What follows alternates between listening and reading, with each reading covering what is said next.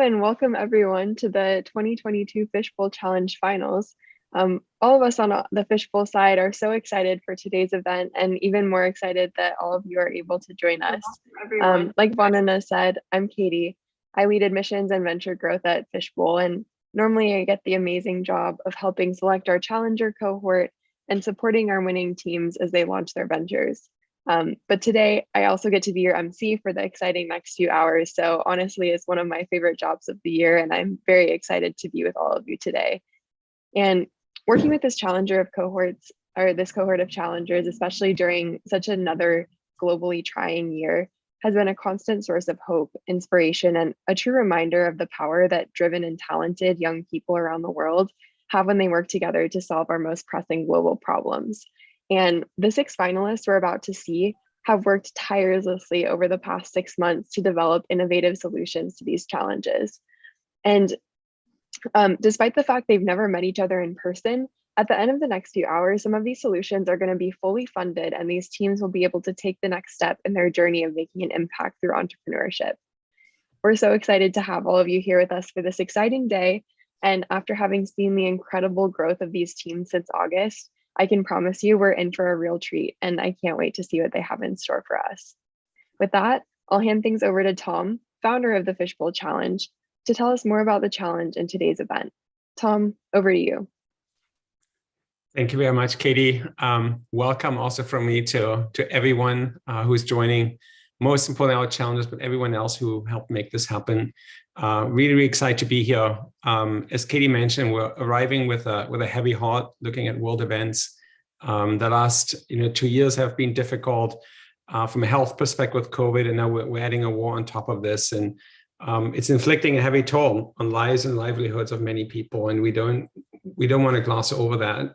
But I'm very hopeful, particularly seeing events like the one that we're putting on here that can really help over time, to bring the world closer together. And one of our big kind of objectives when we first started the Fishbowl Challenge was to bring people from different countries and different perspectives together to solve problems that improve their communities. And in the process, start a venture that using innovation, using a perspective that they can make the world better, can make this world a better place.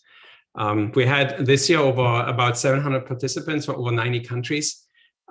They formed 28 teams, and we're now arriving at the final few who we feel have demonstrated the most progress and the most promise in terms of being able to bring the social good to their communities. They worked hard for 8 months or so, and we're very much inspired by their hard work, ingenuity, passion, and I think you're going to get a great glimpse of that during today's event as well. Also want to thank all of the mentors along the way who supported these teams. Some of them are hopefully on and following along. Other supporters that the teams had, the judges who are here, also the judges from the former rounds, and the Fishbowl team itself, volunteers like Katie, myself, and others that you see on the call today, who are really working all year around to make this happen. And most importantly, to the challengers, you've sort of taking a chance on this opportunity, on this program, and we really thank you for all the hard work that you've done. Fishbowl is 100% volunteer driven effort, and we depend on support from many people to make things work. Financial support, but also time and effort. So if you've given over the past year, we thank you. And if you are interested in supporting us, please reach out. We'd love to hear from you and work with you going forward. So handing it back to Katie. Thanks, Tom. And now I want to jump into a few quick rules before we get to meet our incredible panel of judges. So the first thing is just a reminder that this session is being recorded so that we can share it with friends and family. So you'll be able to ask them to tune in on the live stream that we have going on our YouTube channel right now, or you'll be able to share the session with them later if they weren't able to make it live. The second thing is please respect the time limits that we've set. That's a maximum of 20 minutes for presentations and 10 minutes for Q&A. This is crucial, not just to keep our event on track, but to also respect the time of the other teams.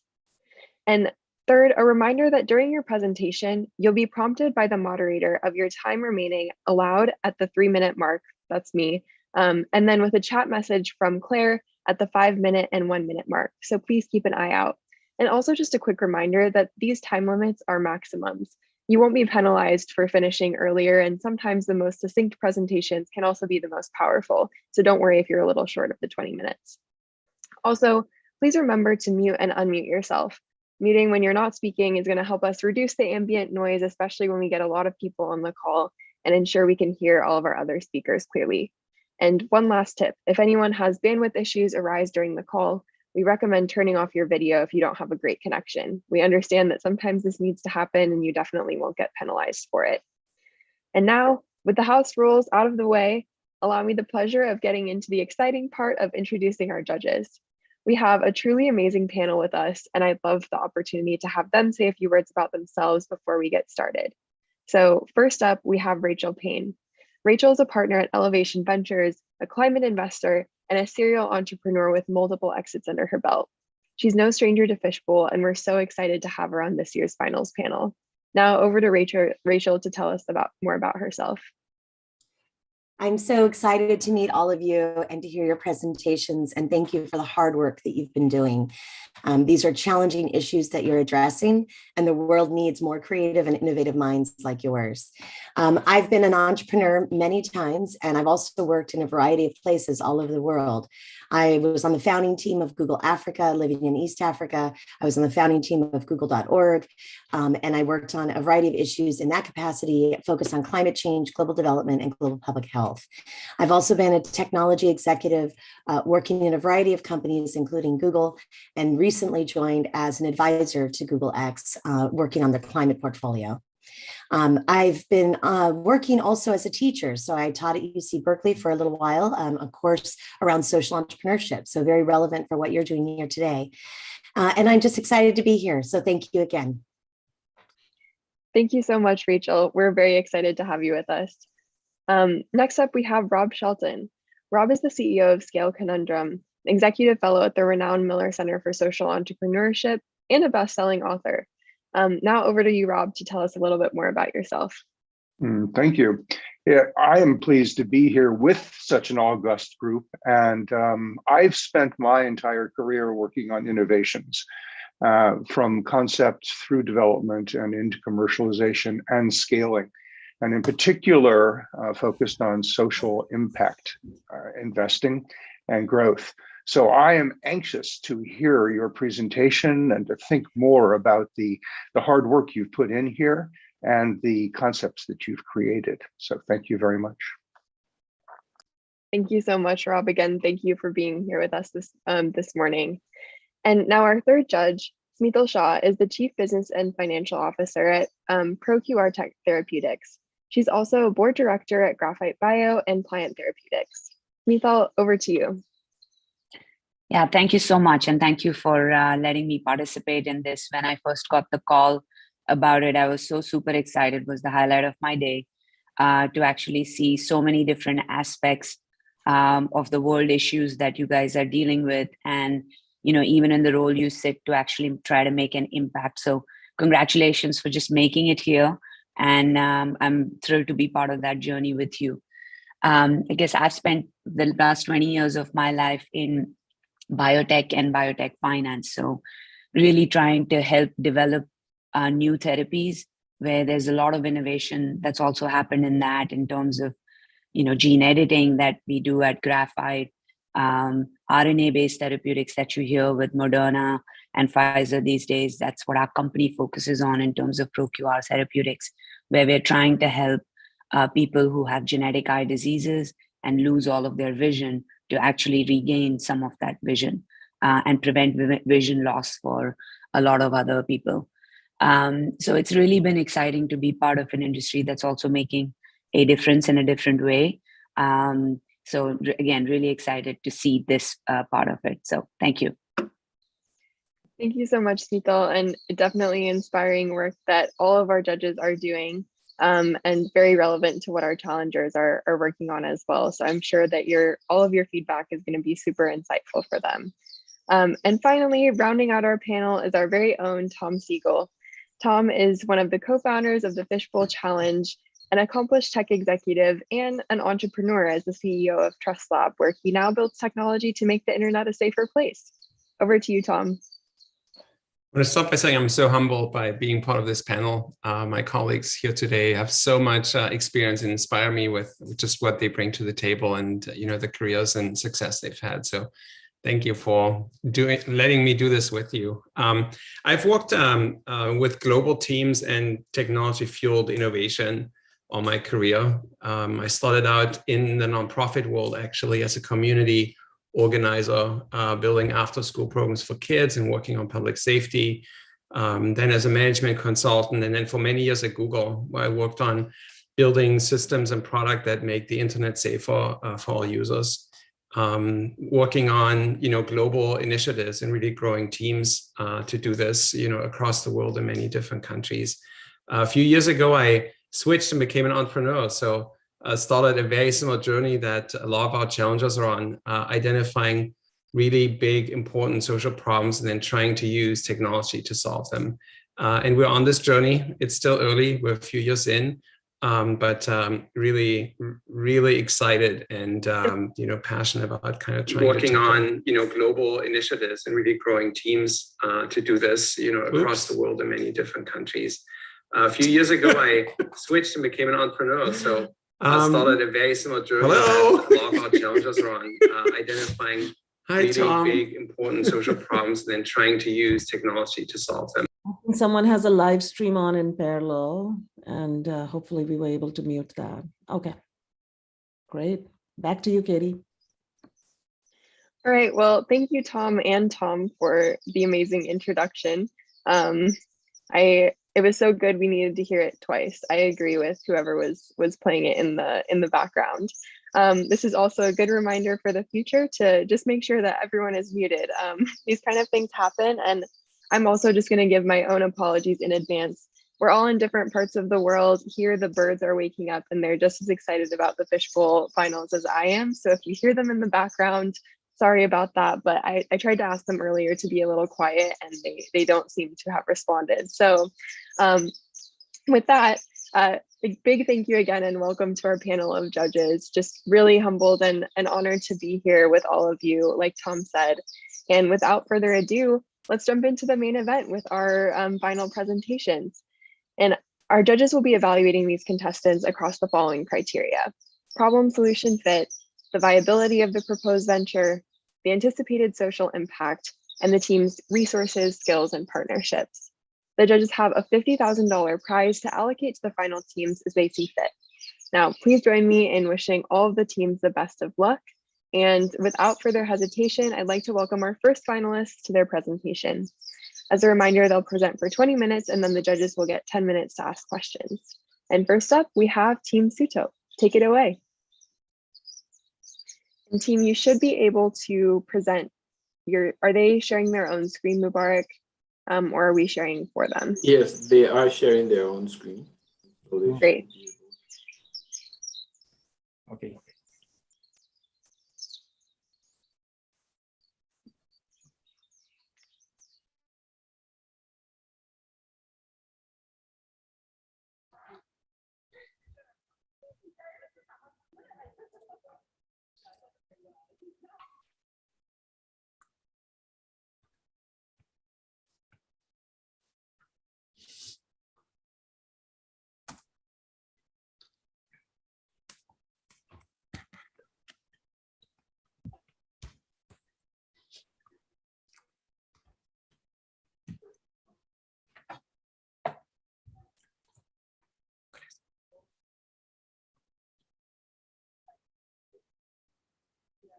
According to FAO, agriculture contributes more than 25% of the gross domestic product in some of the developing countries.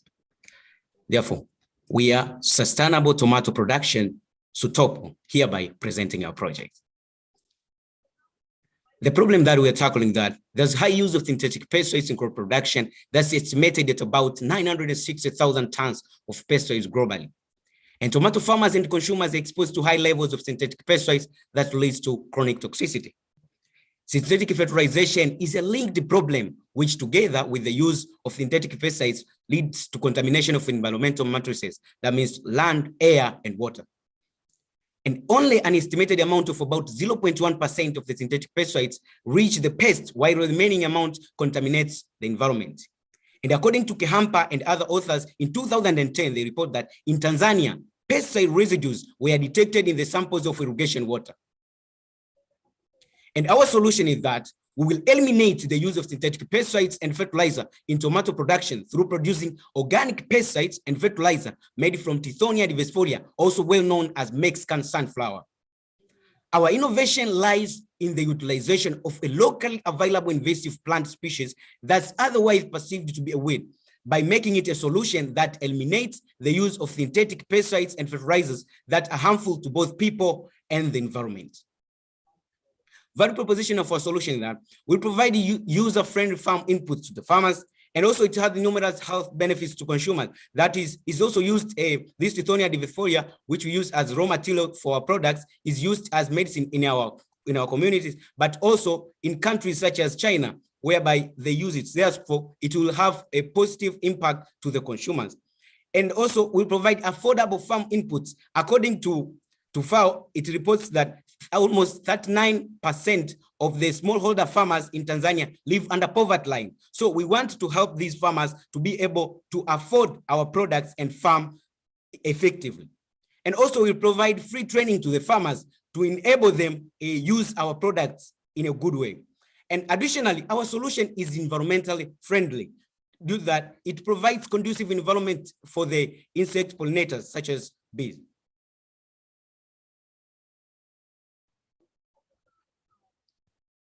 Okay, let's look at the market opportunity. First, it's very important to note that our target market is comprised of tomato farmers. Actually, in Iringa region that we are targeting, there are more than 30,000 farmers who are smallholder farmers who are willing to produce tomatoes in the most affordable and safest way.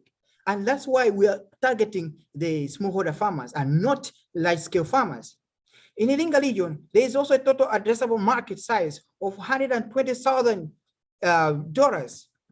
And the market strategy that we're going to use is that first, we're going to have partners, which are the Ministry of Agriculture of Tanzania, which has extension planning areas. And in this extension planning areas, the ministry has a number of farmers that it works with, and we're going to leverage on the same farmers.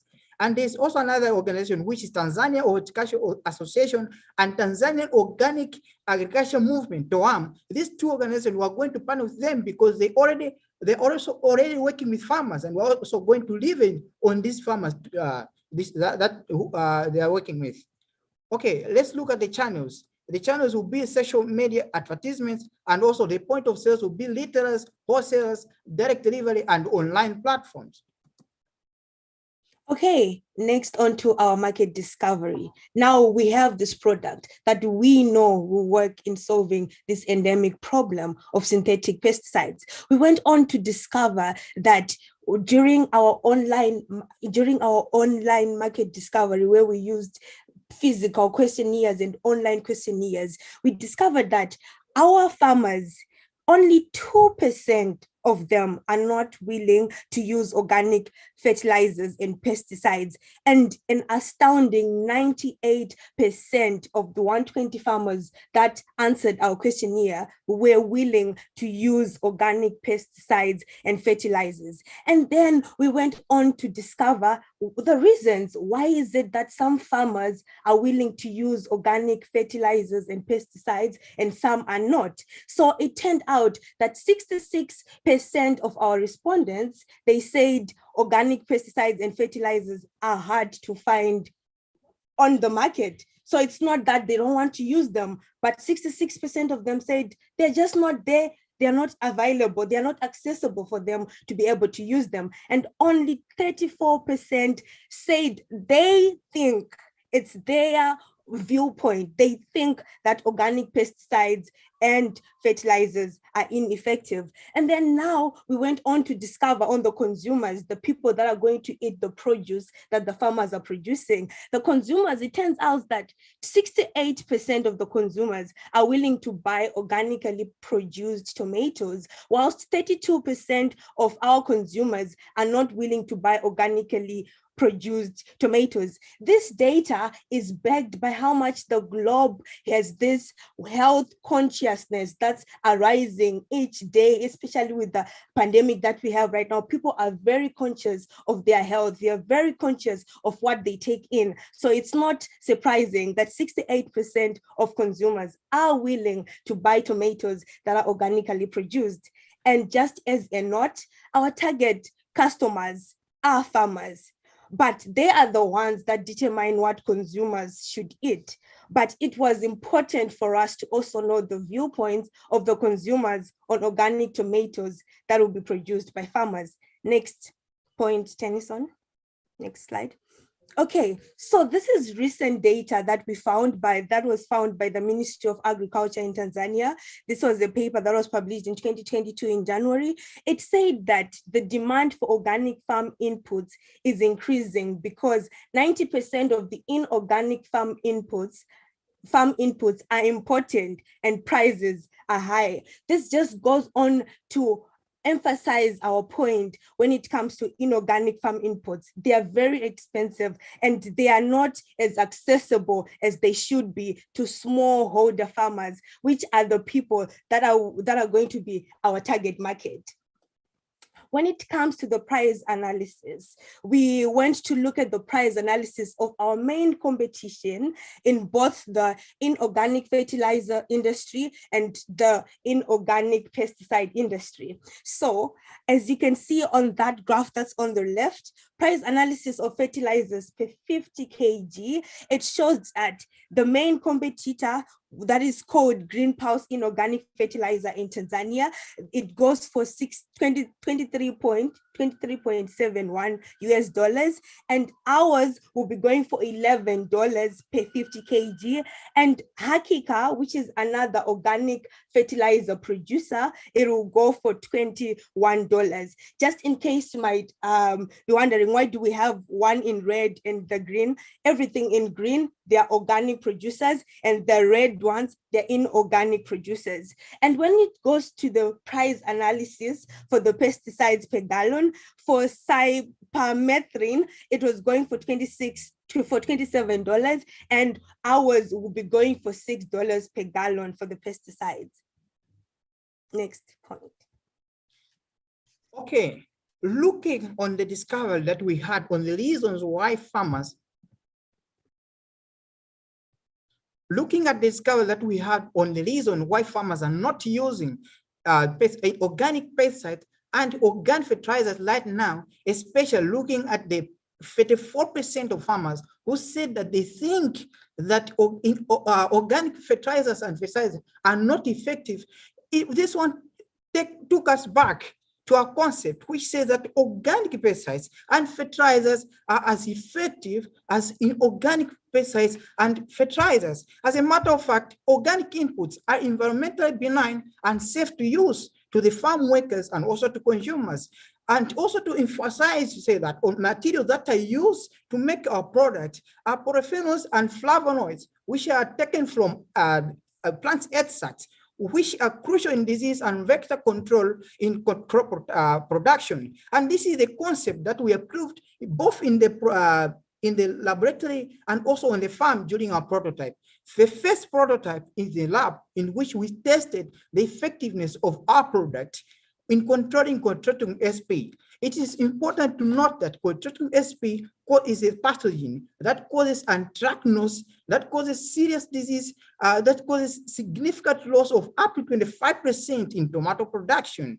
And what did we do? We took 10 petri dishes that were inoculated by Clostridium sp, and mycelium of Clostridium sp was placed in these petri dishes mixed with potato dextrose agar, and the treatments were placed in a controlled temperature of 28 degrees sessions for 5 days period that we took the data.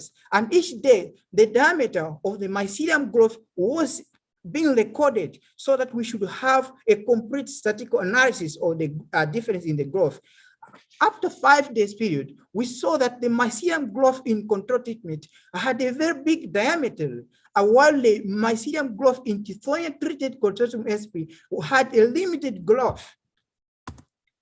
Okay, continuing to show the results of the prototype, it shows evidently that our product has the phytochemicals that are controlling the pathogen, which is the consortium SP. As shown on the graph on the left, it shows that in the control treatment, the diameter for the mycelium growth was 7.34 centimeters, while the diameter for the petri dish that was treated by our solution was only 2.92 centimeters, which is a statistically different, a significant difference actually.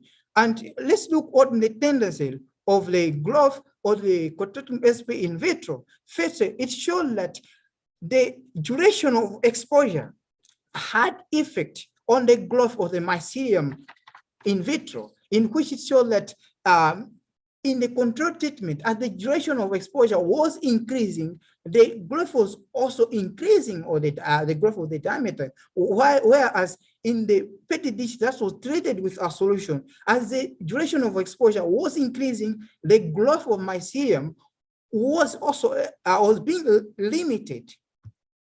This showed us evidently that, and also gave us the energy to conclude that our solution showed antifungal activities on consortium SP, a fungi that causes anthracnose in tomatoes by limiting the mycelium growth in vitro.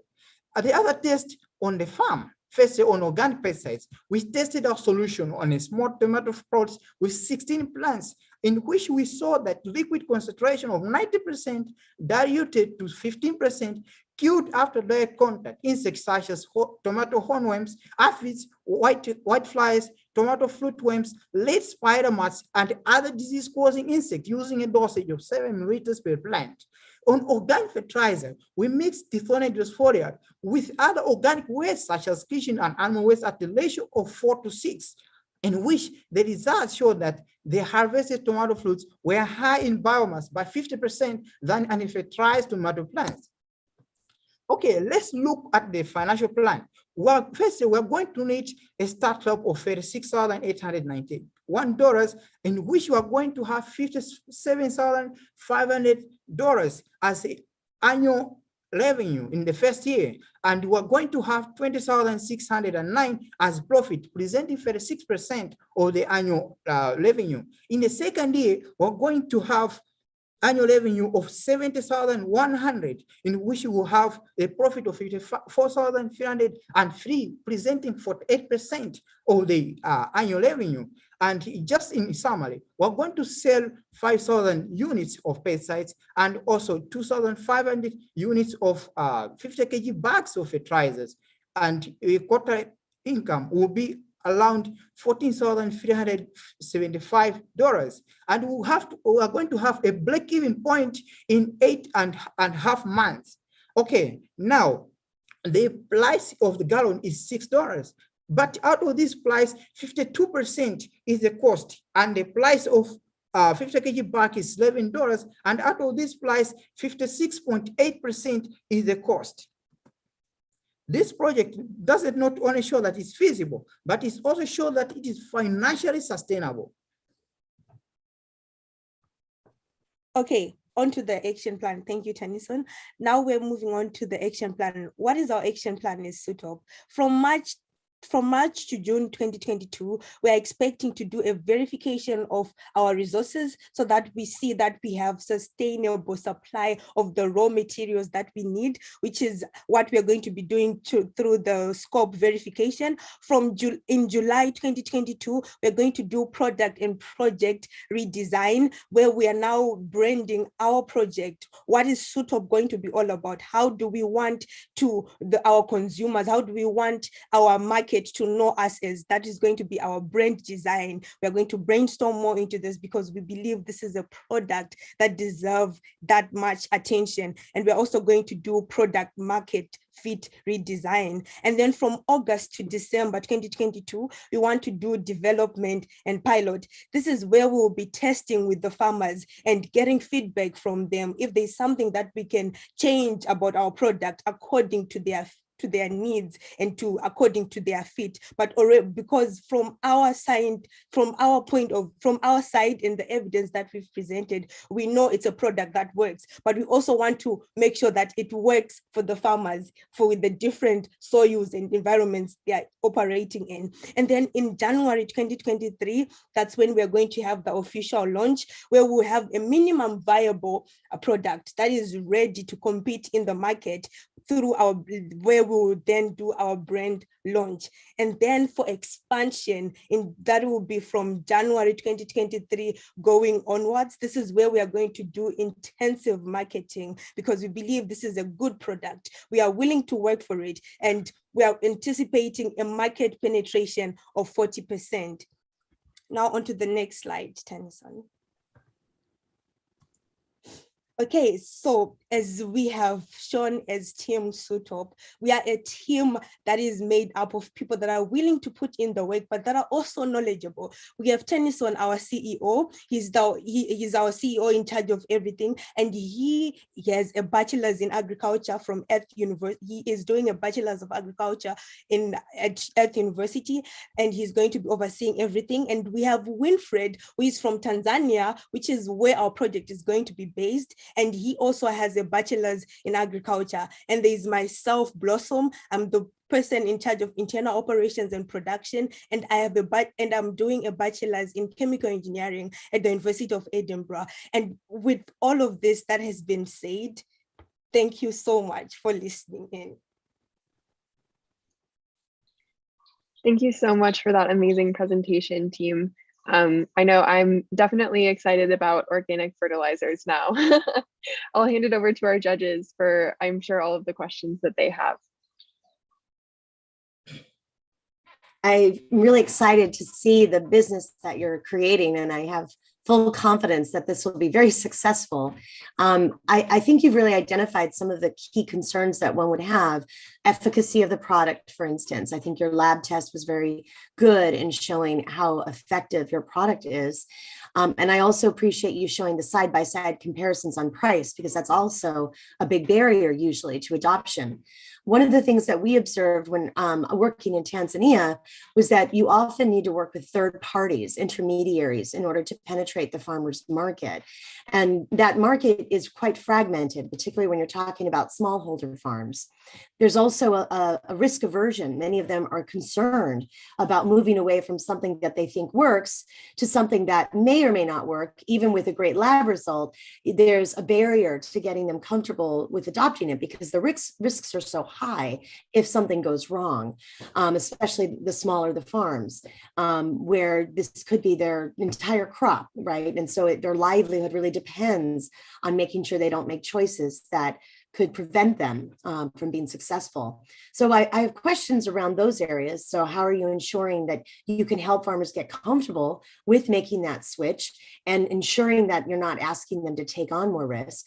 The second question is, how do you think about penetrating that market you've identified, which is Iringa, but I wonder if it's actually much bigger than that.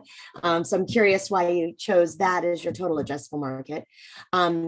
But how do you work potentially through third parties if needed to try and penetrate those markets? And finally, do you have those relationships with those partners already established, or is that just sort of aspirational? This is where we want to go and these are who we want to work with.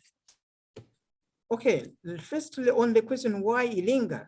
Iringa, the records showed by the Ministry of Agriculture in Tanzania show that Iringa region has more than 30,000 farmers and produces almost an estimate of 70% of the tomatoes that are consumed in Tanzania. And that's a good start for us. And on question why, on how we're going to relate with farmers, we said we're going to use third parties like the Ministry of Agriculture, which already has the extension planning areas. What does the Ministry of Agriculture do now? It goes in these extension planning areas and do demonstrations of products and making comparisons on the demonstration plots. And that's where we're also going to come in to be demonstrating our product on the field so that the farmers should see how effective it is and feel that farmers will gain our confidence. The other association, that is the FAID part, the FAID party is the Tanzania Organic Agriculture Movement. This controls and promotes the use of organic products in Tanzania. And that we have the same message, which is for people to use organic products so that when they use today, they should be able to live tomorrow with a healthy life. And they also have a number of farmers that they are working with, and we're going also to leverage on these farmers. The other third party is the Tanzania Horticulture Movement. This controls the production of horticultural crops like tomatoes and other vegetables. And through that one, we're also going to leverage on the farmers that they're working with.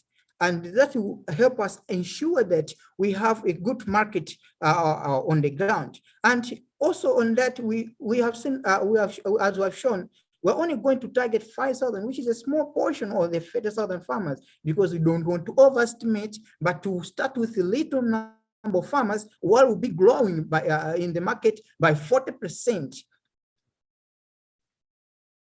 And you do have relationships already then with these organizations? Yes, we are in talks with them to see how we can start, when we launch, how we're going to start on what, working with the farmers. And in the identification of the farmers on the extension planning areas, that's where we are now working on, towards what we're looking towards, to have agreements with the Ministry of Agriculture so that we should leverage on this extension planning area. They already have lead farmers there. So by the end of the time that we had shown around 3 months, we're going to have this list of farmers so that from August to December, we work with them testing our product. Thank you very much. Yeah, this was a really, really good presentation. And I don't know how you did it in 20 minutes. So succinct and clear. So congratulations on doing that. I guess my question is around what do you anticipate? And I'll give a couple of examples that I was thinking of, not understanding, obviously, the details of the local markets. What do you expect are the 3 key hurdles you would face in getting to the outcome you want? So, for example, you know, I grew up in India, so I know how bureaucratic the process can be, especially if you're trying to reach farmers. So you talked about a few organizations, but there are a lot of hurdles from a governmental standpoint. It can be bureaucratic. It could have, elements of corruption, things like that, which I've experienced which happens the ground reality. You know, how do you expect to navigate through that? Or maybe that's not a hurdle and there's another one that you'd like to point out. Then I guess the second piece is around the link to it, but regulatory, in terms of the certifications and things you would require. Do you have an understanding, is all of the tomatoes that are made are for the local market, or are they also going to be exported to different areas? Because then those come with certain requirements on MRLs and certifications that you would need. Let's say if you're going to the US, the EPA becomes key in that. So have you guys thought of that, depending on which market it is going to? So that's presumably could be a hurdle depending on where that is. So I don't know, those were a couple of things that came to mind, but there might be other hurdles. So what would be the top 3 in your area, and how would you think about the ones that I just presented? Firstly, on the issue of bureaucracy, yeah, there's a lot of bureaucracy with our governments, but that's why we've also given ourselves a long time to plan on it, so that we should be real on the ground. That's why we're going to launch next year in January. Now, thinking about how we're going first on the to fight with the bureaucracy on finding the lead farmers in the extension planning areas, we are going to start the testing in August. So we have March, April, May, June, and July as month of selecting these lead farmers. So that is enough for us. Of course, it's something that can be done in 1 week, but for formal processes, to talk with the ministry and visit the areas, we know that it can delay, but that one will help us to have enough time to be with them. Now, the other question is about certification. Here, we know we have been talking with the Bureau of Standards in Tanzania, and the requirements that they need, they want a sample. They will take that sample and analyze it. After analyzing, they give us the result. They see that it doesn't have toxic substances that are better, that makes it better than the ones that are already there on the ground, or what we are saying, or the message that we're saying. That's how they'll give us the certification now. And that one, we're giving it a 2 months. Okay. Thank you, Tennyson. I just also wanted to add something in addition. I think it was something concerning the hurdle of export market. So for us, the export market is actually not a hurdle. It's actually a good thing, because from some research that we found is that in Western countries, which is the US and Europe, there's actually an increase in the need of organic food products. So by having an organic fertilizer and pesticide, we are actually widening the scope for the smallholder farmers. They can actually now be able to market their products on the international scale. So that one, it's not really a hurdle. It's actually going to be it's something that's going to be good for them. So we are bringing something that will actually enable them to appeal more on the international scale, instead of just being restricted within their own borders or their, regional borders. We're actually getting them international by being able to be to organically produce tomatoes. And yes, in addition to that, we are also going to try and make sure that I'm the one in charge of quality. So I also try to make sure that, like the standards that you've talked about, if they want to export to the USA, we also need to make sure that our pesticides and our fertilizers are meeting those international standards and requirements. I'll personally look into that. Thank you so much. Thank you for all of those really thoughtful questions, judges, and also for the incredibly thoughtful answers, team. This is an amazing way to kick off our finals, and unfortunately we're at time for the Q&A, but I guess everyone, please give a big round of applause to this team. They've worked so hard on this over the past 6 months, and it really does show. So thank you guys for kicking us off on a really, really high note and setting a high bar for the teams to follow. So thank you all again, and thank you, judges, for an awesome way to start it off as well. So we'll be allowing for just a couple of minutes to transition in between presentations, and we're hoping that all of the team members will be here right away following the previous presentation. We'll be taking a full break at the halfway point, so that'll be after the third presentation, where you'll be able to get up, stretch your legs, make a cup of coffee, whatever you want to do. But right now we'll be going right into our next presentation. Our next team is going to be Team EmpowerNet. So can we confirm if all of the members of Team EmpowerNet are here on the call, Mubarak?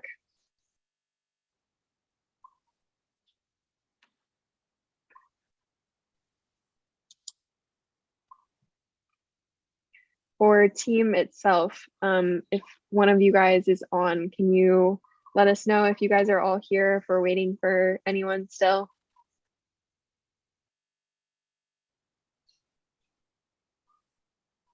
Yes, we are from Team Ecotopia and we are present. Oh, okay, great. Sorry, I don't know why I got this a little bit confused, but thank you for clarifying. And if you guys are ready, definitely start sharing your screen, and you can take it away whenever you're ready. Judges, are you all good on your side? Maybe give me a thumbs up. Awesome.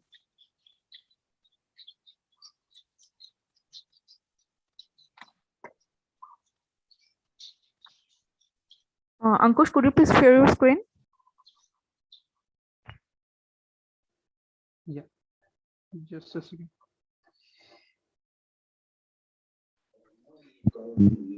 Share.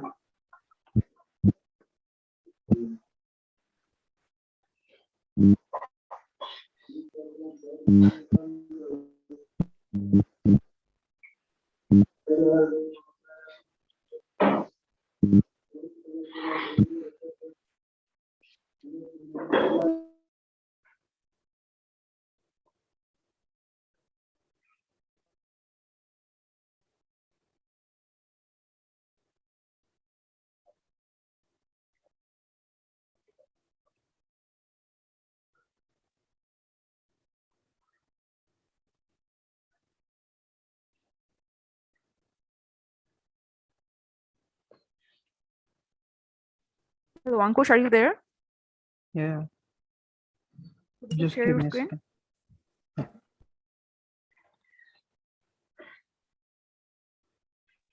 And if anyone is having technical difficulties, we have our amazing tech support Mubarak on the call. So feel free to ask him if something isn't working with the screen share or something like that.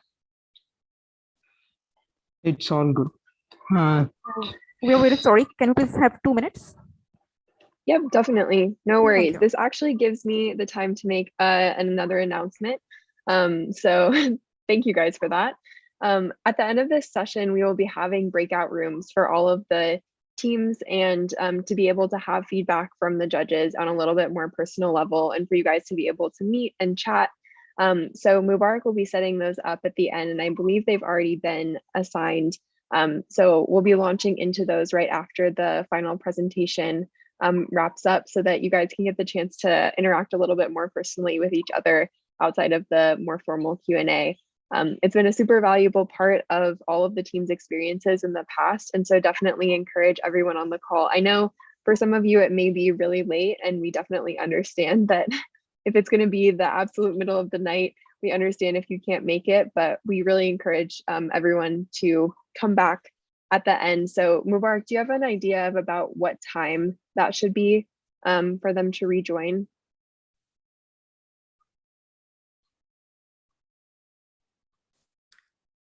I'm guessing, Katie, it would be around 9:30 PST, or sorry, that's 9:30. I'm a couple hours off of PST. 11:30. It'll be noon PST, around noon PST. So which will be, but yeah, better for them to be back by 11:30 PST. Yeah. Awesome. Yep. So for teams that are going early in the session, if you're able to join back, that would be awesome. And I know the judges are excited to talk to you more, and I'm sure you have lots of questions for them as well. So it should be exciting. Back to you, team, whenever you're ready. So first we have to present the video, or we just start with the presentation? Whichever order you'd like to go in. Okay.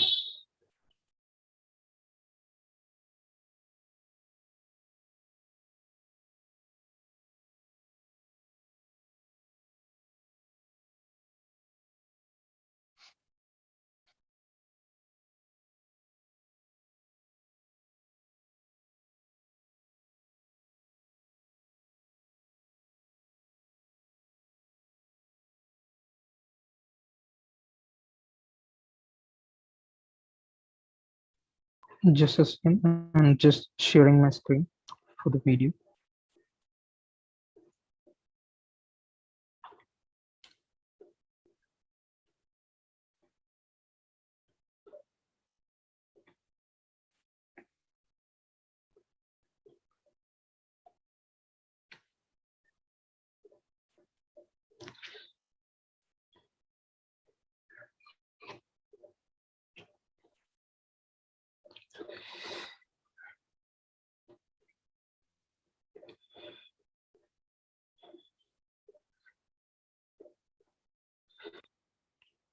So I think my screen is visible.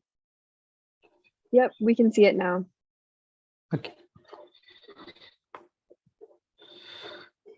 So starting with the video.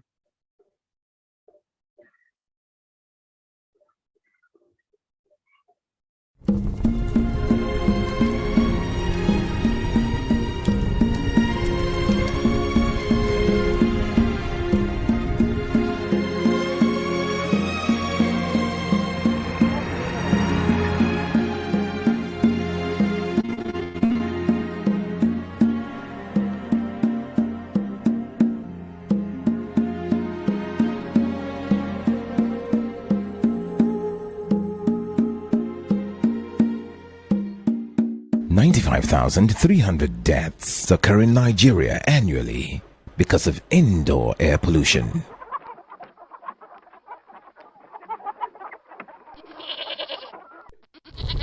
This is Nigeria's third highest killer, after malaria and HIV/AIDS.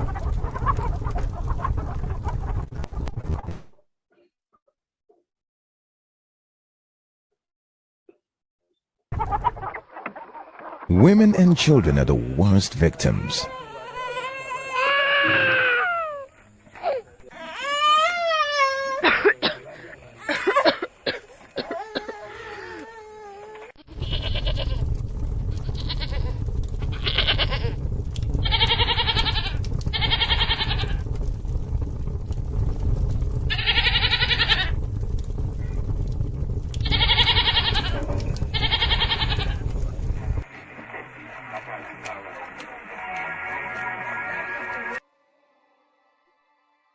$3.8 million people a year die prematurely from illnesses attributable to household air pollution caused by the use of traditional combustible fuels for cooking.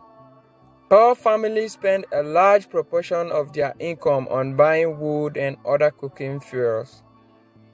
Clean alternatives of cooking fuels are very expensive. These are tough times for Nigerians living in Nigeria. Aside having to bleed through their noses to buy food items, they also have to sweat before they can afford cooking gas needed to prepare their meals. The price of gas has risen astronomically that many Nigerians can no longer afford it and have resorted to alternatives like firewood, charcoal and sawdust.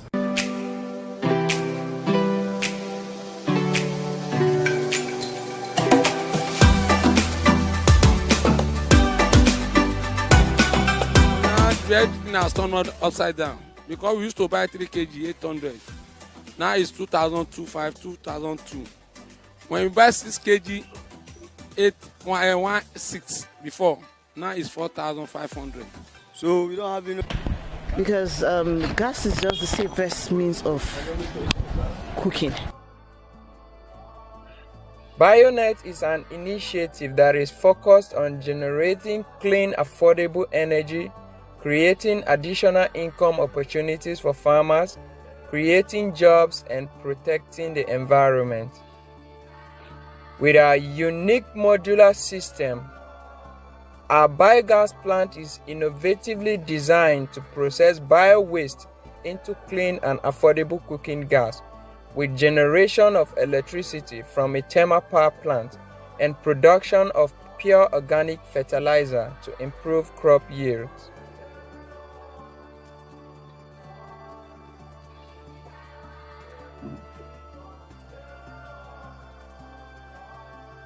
We aim at supplying our product to our customers at a very competitive price, using our unique business model while addressing 6 sustainable development goals.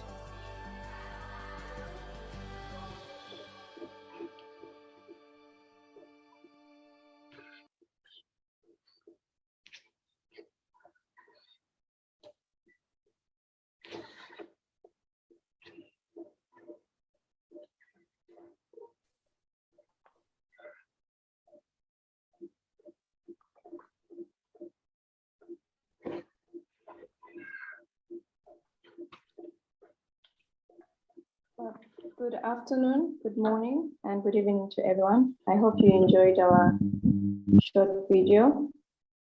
My name is Chilombo Chila, and I'm from Team Ecotopia.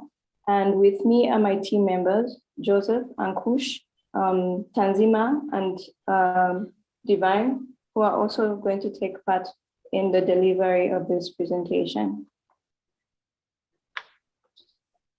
Next page, please.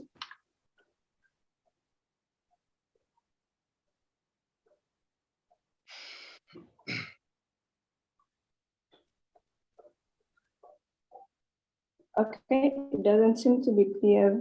I'm not sure if it's showing for the rest of the team, but I think I can go ahead and speak to it. Yes, it is visible, Sheila. Okay, I think it's not visible on my side, but I can still go ahead So as we all know, that food is the most important basic necessity to humans. And for us to be able to prepare this, we need energy. So my team conducted a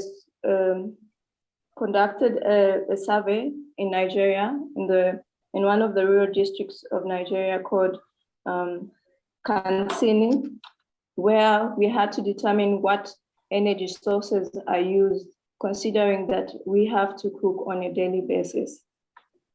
So the outcome of the survey highlighted that about the entire population is highly dependent on inefficient and non-renewable energy sources, such as wood fuel, and which is in terms of charcoal and firewood, as well as sawdust, as their primary source of energy for both cooking and heating. So this doesn't only have a high impact on health, but also poses a huge threat to the environment. So as a team, we decided to come up with a solution that would help reduce the number of deaths, because according to some of the studies that have been conducted, over 40,000 children under the age of 5 died in 2019 as a result of this indoor pollution. Also, in addition, there has been a number, this has been of great effect on women, reducing their productivity time, as they spend most of the time collecting this firewood for cooking. So I'll pass on this next slide, I think, to my colleague. I'm receiving a bit of a lag on my side, but I hope I have been able to handle all the parts. Thank you. Thank you, Chilo. I'm Tanzima. So to address all of these issues, we will introduce BioNet, a one-stop solution for all energy needs in African communities. This initiative implies a plethora of benefits in the lives of marginalized communities in Africa. That is, we will generate economical energy, create additional income opportunities for farmers, convert waste to wealth, produce nutrient fertilizers and clean energy, create jobs and protect the environment. So how will BioNet work? I hear you ask. Well, first of all I think that you're muted. There you go. Hello, am I audible? Yep, we can hear you now. Okay. So first of all the bio-waste, such as agricultural waste, household waste, etc., will be collected from farmers and the surrounding area in exchange for biogas, biofertilizer, or money. As in Nigeria, the community was endowed with livestock, particularly cattle owned by small-scale farmers. So there will be an adequate amount of bio-waste present to be used for biogas generation. Then with the help of electric cargo three-wheelers, the waste will be transferred to the main processing plants. The waste will then be processed in large biowaste treatment plants. The biogas produced by these plants will then be stored in large biogas balloons, and the further biogas generated by the treatment plants will be treated to create biofertilizers, which will then be sold to the farmers in the surrounding areas. The biogas stored in the balloons will be distributed in the surrounding areas in cylinders as clean cooking fuel, and some part of the gas will be used to generate electricity via an internal combustion engine. The electricity generated will be distributed at a reasonable cost to neighboring regions for both residential and commercial use. Okay, so this is the 3D model of our plant, consisting of raw materials reception unit, 2 biodigesters to treat the biowaste collected, biogas balloons to store the produced biogas after treatment, biogas treatment unit to make it usable for cooking and filling into the cylinders, 1 thermal power plant to convert biogas into electricity, 1 biofertilizer treatment unit, 1 water storage unit, and 1 corporate building to handle all the process going on. Capacity of our biodigesters combined will be around 500 to 600 cubic meters, which can treat up to 12,500 to 15,000 kg of waste in a batch and can produce 46.8 to 56.25 cubic meter biogas each day, Our biogas balloons will have a capacity of around 600 cubic meters. Our water source will be the groundwater. And I also want to mention that there is ample amount of water present to be used. Thermal power plant will produce electricity totally on the basis of demand. Biofertilizer treatment unit will produce biofertilizer from remaining bio-waste and sell it to the farmers in the locality and also supply on the basis of demand.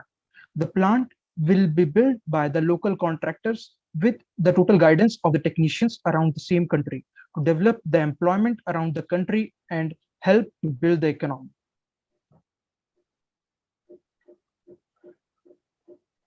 BioNet will make tremendous impact in marginalized African communities. We have estimated that BioNet will create 3,000 direct jobs in the next 3 to 5 years. Moreover, more than 1,500 people will be able to have indirect employment thanks to this BioNet initiative. Let's imagine the widespread transformation these communities will go through. Women will not have to worry at all to collect fuel, and they can dedicate the time to work on their own small businesses where they will employ more men and women. Farmers will have more savings, and they can bring more people to take up farming professions to work for greater yield and strengthen the agricultural infrastructure in their country. Moreover, we are hopeful that the low-cost electricity that we will generate will encourage people to launch their own businesses or expand their existing ones. BioNet helps attain the following 6 sustainable development goals. First, it is offering clean fuel to homes. Besides, the biofertilizer that we will sell is organic. A number of vulnerable people who will not be prone to health issues like respiratory diseases, heart diseases, and polluted food. Then we are providing electricity that is both affordable and is produced with minimal carbon footprint. This will have big impact in the environment as well. This will help solve the long-standing demand for electricity in Nigeria to a great extent. The job that we will create and the farmers that we will be able to bring together under this initiative will ensure decent work and economic growth. We will see a decrease in the cost of their processes and a rise in their crop productivity and savings. They will have great impact in future generation of rural Nigeria as well. Now that even the children of farmers will dream of a bright future with those savings and give up on child labor. We are aiming at building sustainable communities. We'll help create an ecosystem of farmers, households, and common people in the farmers that will the farmers will give us the raw materials, and in exchange, we'll be creating value not only for them, but also for their families and communities. BioNet also ensures responsible consumption and production. We are making people see and believe in the power of waste and converting trash literally to treasure. Underprivileged communities will be able to see and nurture the spirit of zero waste and will strive with us for this cause. We also promise to fulfill the last objective, that is the partnership for the goals. We will partner up with organizations not only at home but also abroad to realize our sustainable development goals and objectives and that we share. We will be able to gain a strong foothold in other countries beyond Nigeria with these partnerships. We dream of transforming the societies of Africa with the 3 E's. First, we will educate the people in person and talk to them about the health issues, financial loss, and environmental harm their current state of doing things are resulting in. Then, through our marketing campaigns and regular social events, we will encourage and bring households and farmers together and build a community surrounding BioNet. Then we will empower farming communities with better yield and higher savings and common people with all-time access to clean energy. In the pictures, we see our co-founder Joseph teaching people the usage of BioNet during our pilot study. In the households, in the pilot study, we covered 50 households, which roughly translates to about 250 people, and 92% of them expressed interest in using the more convenient and cost-effective BioNet.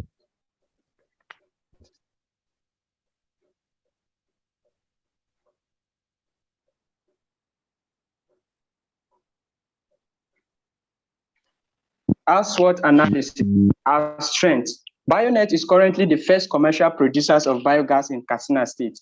We stand to enjoy the first mover advantage. Our weakness, we are representing a new form of market and products in Katsina State, and our major weakness is the lack of access to research and development. Our threat, currently BioNet estimates that a shift in political activities or policies may hamper our supply chain. Our opportunities. BioNet stands to gain numerous opportunities with over 90% acceptance from our customers, the people, and the government. Our pricing model. We present a unique pricing model. Our biogas is produced at 0.50 USD per kilogram, and we will sell at 0.85 USD per kilogram against LPG that is currently sold at 1.68 USD per kilogram. So we are aiming to provide as much low-cost biogas as much possible. And the key things helping us in making these things possible is the feasibility of our processing plant and our revenue streams. As long with the biogas, we are also going to sell treated biowaste from the treatment plants as biofertilizer and also produce electricity from the biogas, which will help us to generate extra revenue and cut the cost in biogas. Scaling strategy. After setting up the plant, we are also thinking of scaling by renting outlets to cover a large market area in Katsina state. Acquiring large market areas will lead to easy availability of resources. With acquiring marketing in a state, our next step will be to set up plant in other states of Nigeria. After that, our target will be to establish ourselves in other countries in long run.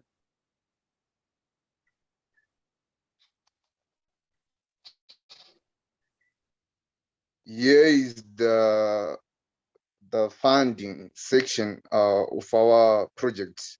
Am I audible? Do you can hear me? Yes. Yes, we can hear you. Okay. So here is the funding of our project. We have got the cost section, the amount in Naira, since our project would be launched in Nigeria, and the amount in US dollar. We have got on the cost side, we have got the equipment installation, the land. We are going to rent at first. Maybe we will decide on the option of buying the land maybe later on. Then the marketing costs, the labor costs, the legal costs, delivery costs. So in total, the amount that we are going to need to start this project is 23,000 US dollars. Team, 3 minutes remaining. Okay. Next slide.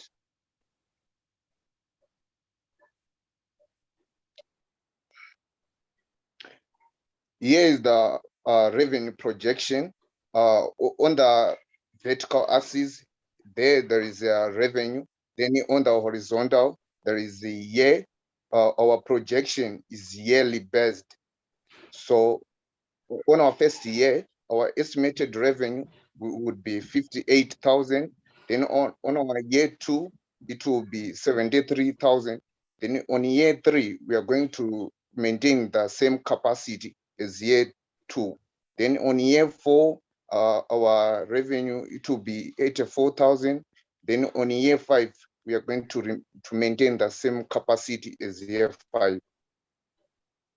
Then there are direct costs that we are going to incur, the labor costs, the material costs, then indirect costs, the selling and distribution, research and development costs, advertising and the expenses costs, repair and maintenance, rentals, insurance, fire, taxes, water, drilling expenses.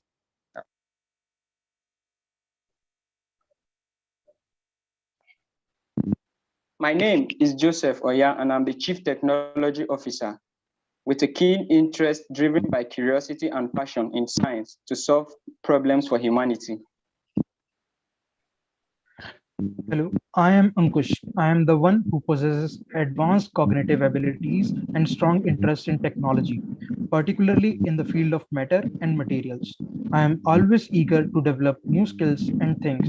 Currently, I am playing the role of business development and management professional and working on the main idea and financial aspects of Bionet. Hi again, I'm Chilombo Chila. I'm the project manager on this team, and my major interest is renewable energy and developing projects in that aspect. Hello, I'm Tanzima, currently pursuing a bachelor's degree in marketing from the premier business school in my country. I work as a part-time consultant in the development sector in my country, and I've always motivated to create a big impact in the lives of impoverished and underprivileged communities in Bangladesh. I'm looking after the marketing initiatives and market reach of Bionet. Hi everyone, I'm Tapiwa Divine Sandy, and I'll be the sales manager for our project.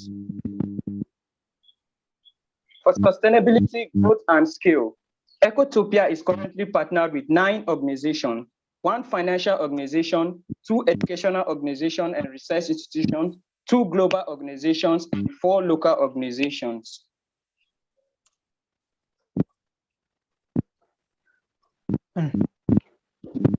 So our roadmap will include the completion of the pilot start that we have already did in January 2022.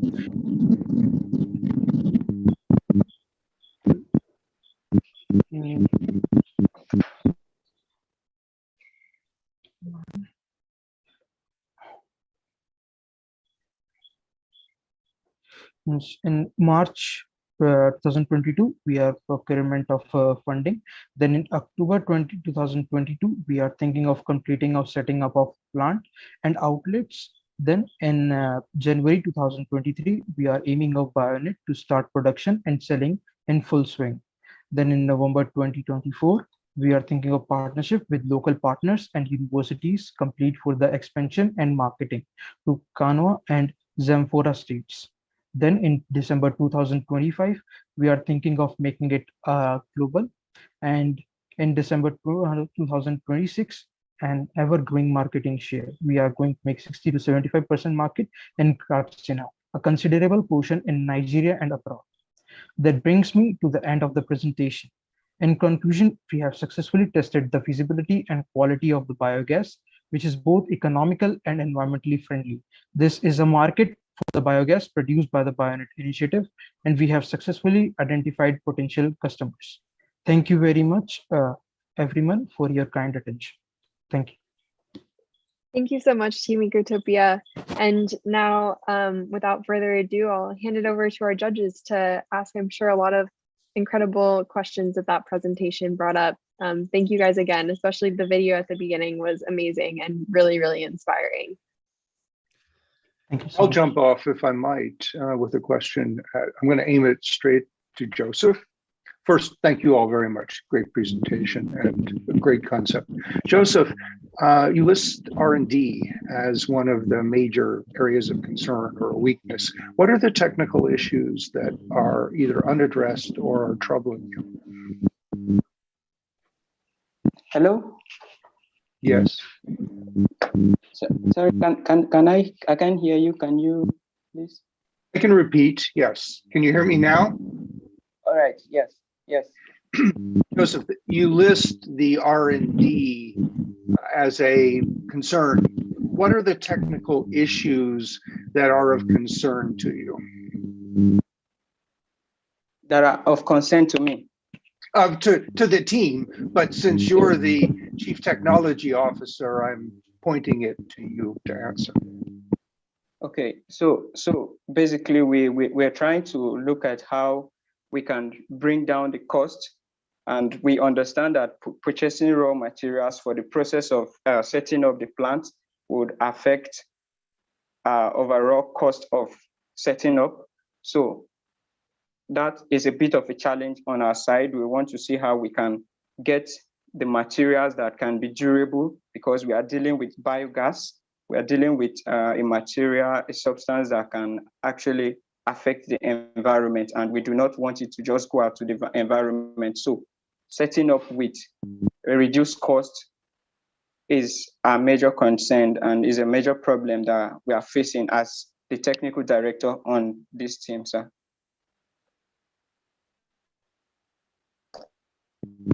Thank you. I have one question other for the team, which is what happens to wastes now, and why will people want to provide you the wastes as opposed to dealing with them the way they currently do? Okay, so in Nigeria currently, Katsina State, where we did our pilot project, they are predominantly farmers. They rear animals, and they do not have any economic value for the animals that they rear, the residue. And then the farmers that produce crops, we have a high rate of post-harvest losses. They do not have any economic value for that.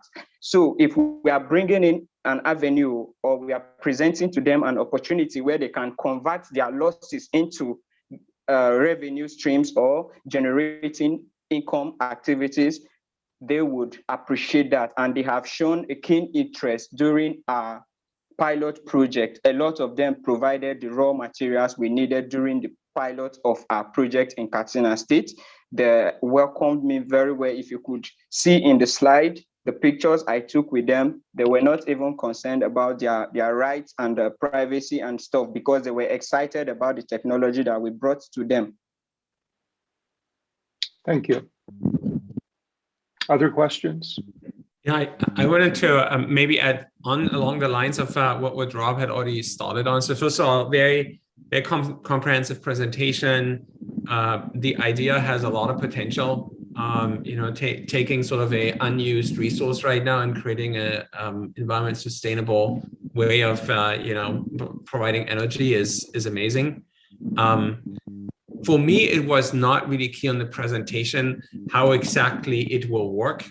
How much of a technical development do you still have to do to actually go from taking in the waste to then actually creating a clean and gas in a safe way, right? So that entire process of constructing the plant, proving out the technology, and then dealing with it, probably like the gas can be dangerous, right? It's probably inflammable and things like that. How do you plan on addressing these technical and safety challenges for development and production?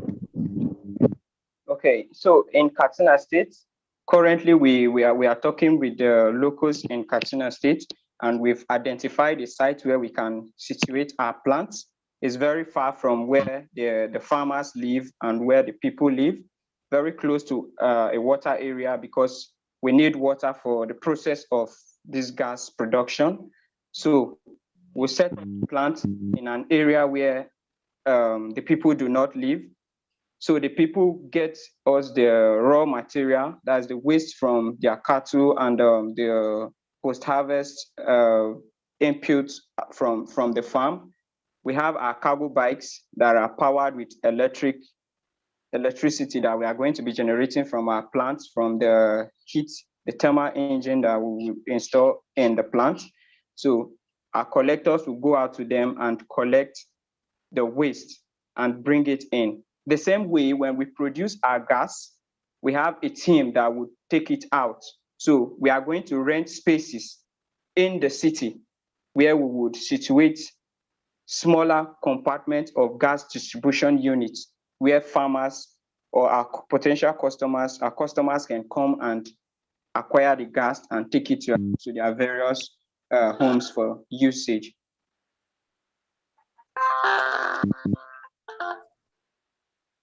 Thank you. I had a question also. First of all, I think biodigesters are low-hanging fruit for a lot of places in the world, and I'm really a big fan of the idea. It's a technology that's relatively mature, so there's not a lot of technology risk. I do agree that there's a lot of implementation risk, and one of the challenges we often see with biodigesters is the lack of reliable feedstock that's available on a continuous basis. I'm also a little bit concerned about how you're ensuring sufficient offtake. So how do you make sure that you have enough demand? We've seen a lot of cook stoves in the past. There's a big graveyard of cook stove projects all over the continent. And I think many of them failed because they didn't address the cultural challenges of getting people to shift their way of cooking.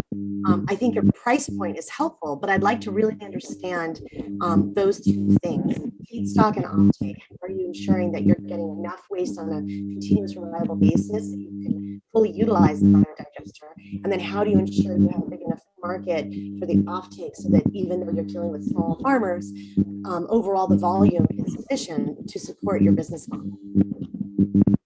Okay, so currently in Nigeria, LPG is sold at $1.84, and we intend to sell our gas at $0.84. That's a big margin. That's a big competition we are bringing to the producers of LPG.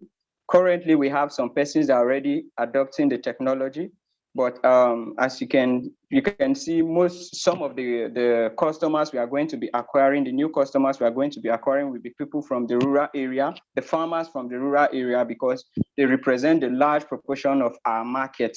They are the ones that would also provide us with the raw material needed, because they are directly in charge of getting our raw materials. Like they produce cattle, they produce the livestock, and they own the materials. So giving them a channel where they can actually make use of their own waste would be something that would be exciting to them. Already is exciting to them. So we can either collect and pay them, or we collect and return gas in exchange for their waste. So raw material is not a challenge, because currently we have a huge bulk of raw material for biogas production in Katsina State. In fact, is one of the contributors to global warming in Katsina State. The heat level in Katsina State is at a rise due to the improper disposal of this waste around the environment in Katsina State. Thank you so much, Joseph, for that. And with a unique proposition we are giving to them is the customers do not need to go down to purchasing biogas cylinders or biogas equipment. When you sign up onto our business or to become our customers, we provide you with a pay-to-grow system. So we give you our digesters, we give you our cylinders, we give you our burners. So as you make use of our technology or our product, you pay us in return for the system that would be in your house. So you are not going to buy, you are not buying the system. So with a reduced cost and giving them a channel to make use of their waste, it's an exciting opportunity for them already to key into what we are doing. Great. Thank you so much, Joseph, for that response. And this sounds like a really interesting discussion that you guys could potentially continue in the breakout rooms afterwards. So I'll leave you guys to continue it then. But thank you guys so much, Team Ecotopia, for your presentation. And really excited to see where you guys go with this. Big round of applause for everyone on the team. And I'm hearing some feedback. I don't know if maybe Mubarak or everyone can make sure that they're muted at this time. Awesome. Thank you so much. And I've been told that all of Team Highs is here and ready. Just one quick reminder for teams going forward. We are going to be really strict on time limits just because we do have a full slate of presentations today and we want to make sure that everyone has time. So if I jump in to cut you off, it's not because what you're saying isn't really interesting. It's just because we're going to have to be a little bit strict with that. So appreciate everyone understanding that, and hopefully you'll be able to continue any conversations that you don't get to finish now in the breakout rooms at the end of the finals. So with that, without further ado, I'm going to hand over the floor to Team Highs.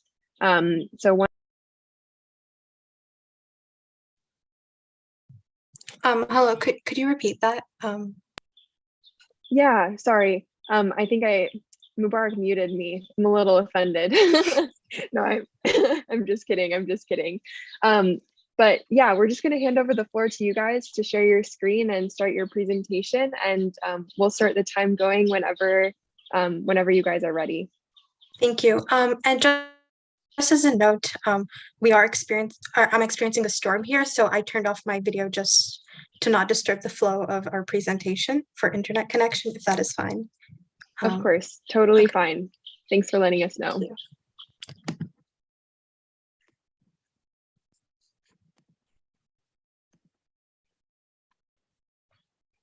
Just as a check, is my screen visible? Yep, we can see your screen. The presentation looks great. Thank you. Hello, we are Team Highs, and we will be presenting our final pitch today. My name is Isha Patel, and I am a current engineering student in the United States, focusing on mechatronics. And I'm also joined by my two other co-founders, William and Rohit, if you'd like to introduce yourselves. Yeah, my name is William Abrefa, a student at Kwame Nkrumah University of Science and Technology in Ghana, studying business administration with a specialization in marketing. I'm the business development lead for the highest team. Yeah. Hello, hello everyone. My name is Rohit. I'm from India, and currently I'm studying industrial design as my undergraduate major. And I'm keen towards knowing the device interactions in terms of the digital and physical interfaces, and keen on developing structural aspects of design. Thank you. So as Hives, we are trying to solve the problem around bee population declines as well as an increase of byproduct demand. This is because each year, according to the EPA or the Environmental Protection Agency in the US, we lose over 30% of our bee colonies, and this is largely due to anthropological reasons. So agricultural practices such as the overuse of pesticides or climate change, and rising temperatures. And because of these rising temperatures, we often see that bee colonies are collapsing. And this is also due to a lot of the introduction of parasite infestations such as voramites. And this is interesting because as bee populations are on the decline, as well as the number of hives that we have globally are on the decline, the global demand for bee byproducts is set to rise significantly in the next decade. And so just to put this into perspective a bit, every season pollination from honeybees, native bees, flies, deliver billions of dollars in economic value. And so between 235 billion to 577 billion, and these figures are in USD, worth of annual global food production relies solely on the contribution of bees. And specifically in Europe, each person consumes an average of 1.5 pounds of honey each year, which leads for the EU to import over 200,000 tons of honey every year. So there is a large market for this. And so this is where a solution comes in. The aim of Hives is to really support beekeepers in managing their apiaries by providing them with an easy to use monitoring automated system. And the system would allow the monitoring of the condition of the bees with graphical representations of data, also warning of anomalies inside the hive to prevent the extinction of bee populations, and also to avoid exposing the beekeeper to additional costs or losses. And really, our monitoring system really solves some of the key problems that beekeepers often face that we have found in our customer discovery, which is time-consuming hive maintenance, late detection of disease in the hive or the apiary, as well as theft and sabotage of apiaries.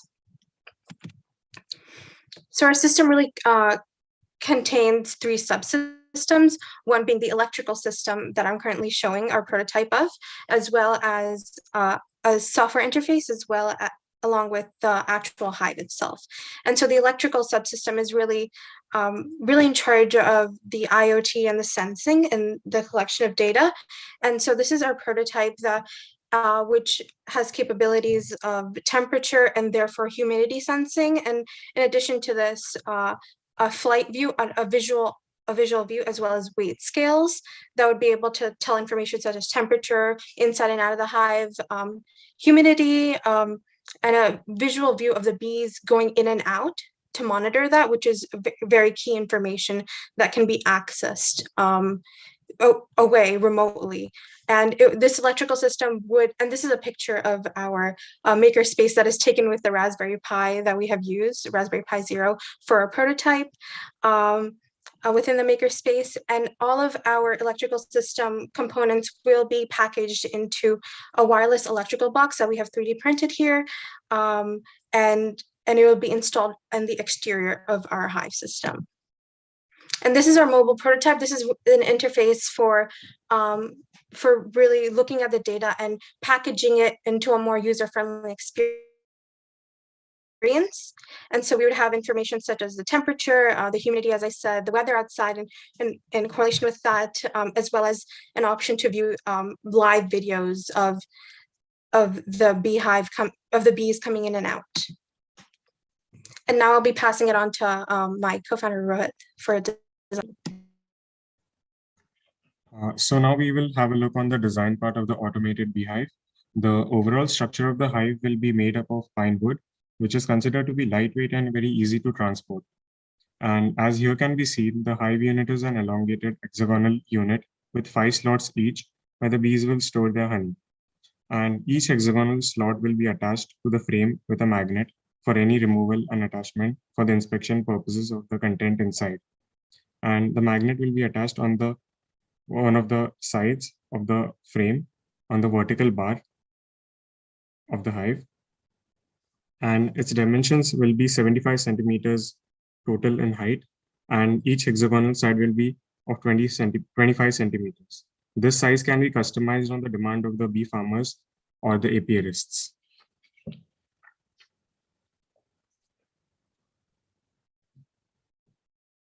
So for this, we visited the Raika honey farm, and my other co-founder, William, also visited an apiary in his hometown in Ghana.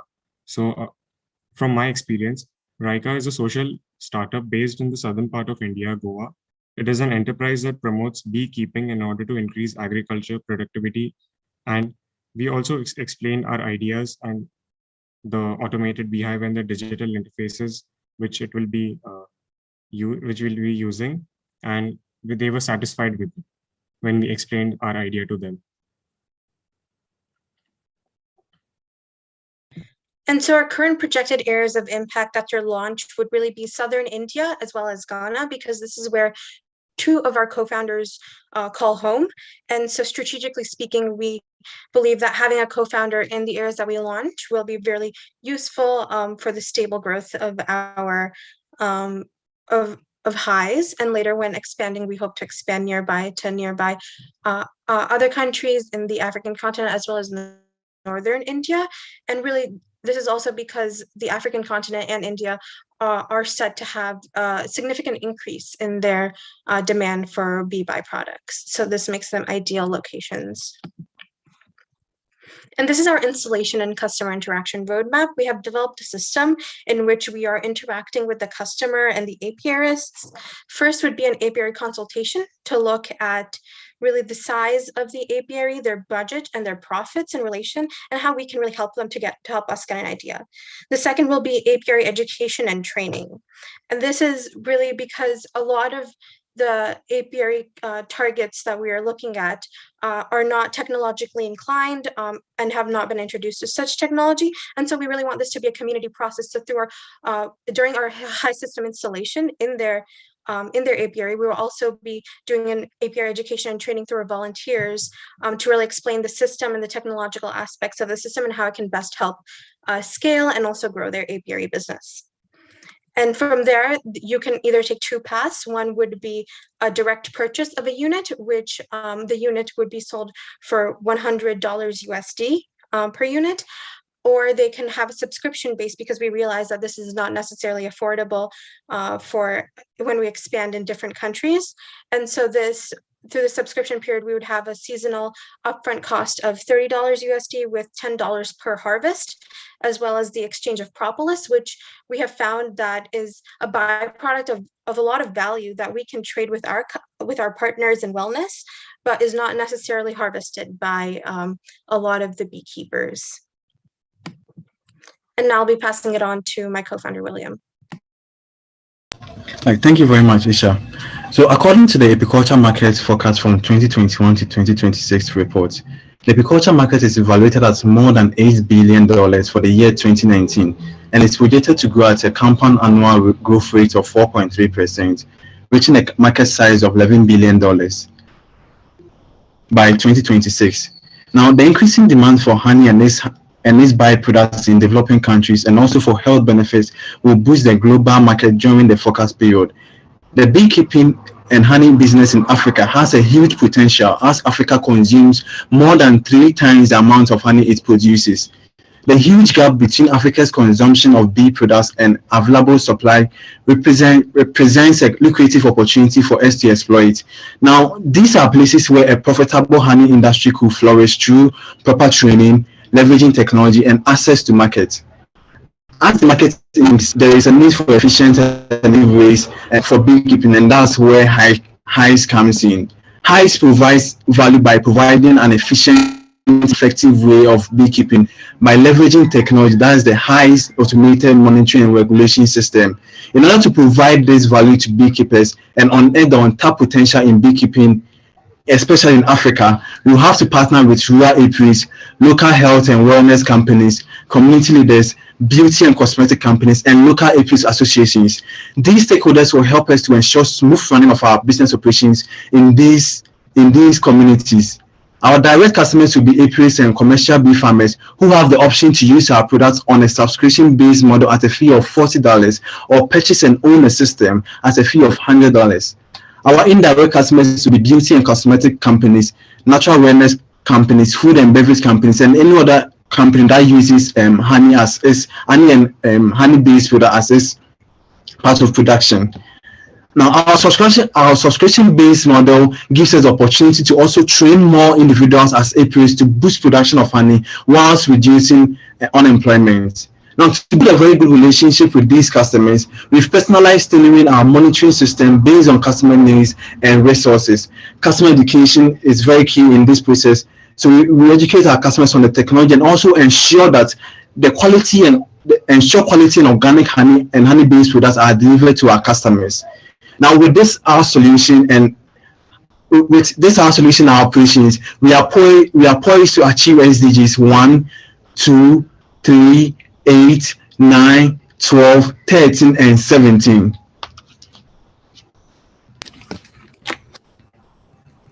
And so while Highs is a unique venture, we have taken inspiration from other competitors within the bee monitoring or bee automation market. And our biggest competitors would be BeeWise, Smart Bee, Polinity, Golden Hive, more in line with our design, and Flow Palace. But we have often found that these companies really cater to large scale apiaries who are revenue already, and this is really catered towards the Western world, where you often see this increase in automation, as well as a lot of machinery and automation that is not necessary and is actually a cost burden to a lot of the target customers that we're speaking of, that we have talked to. And so really Highs comes in the middle of this. We are really the intersection of automation as well as cost efficiency, to really bring this automation revolution to countries that have this byproduct demand but are not necessarily matching that up with the scale at which they can produce this. And this is our 6-month launch timeline. We have really broken this up into 5 verticals. First would be project packaging and testing runs, which would be done right after this, the months of March and April, which would include our prototype. Once we just need to package it, it has been done. And so we would be shipping that to an apiary that we have been in talks with, and just testing it out on one of their units to see the initial testing.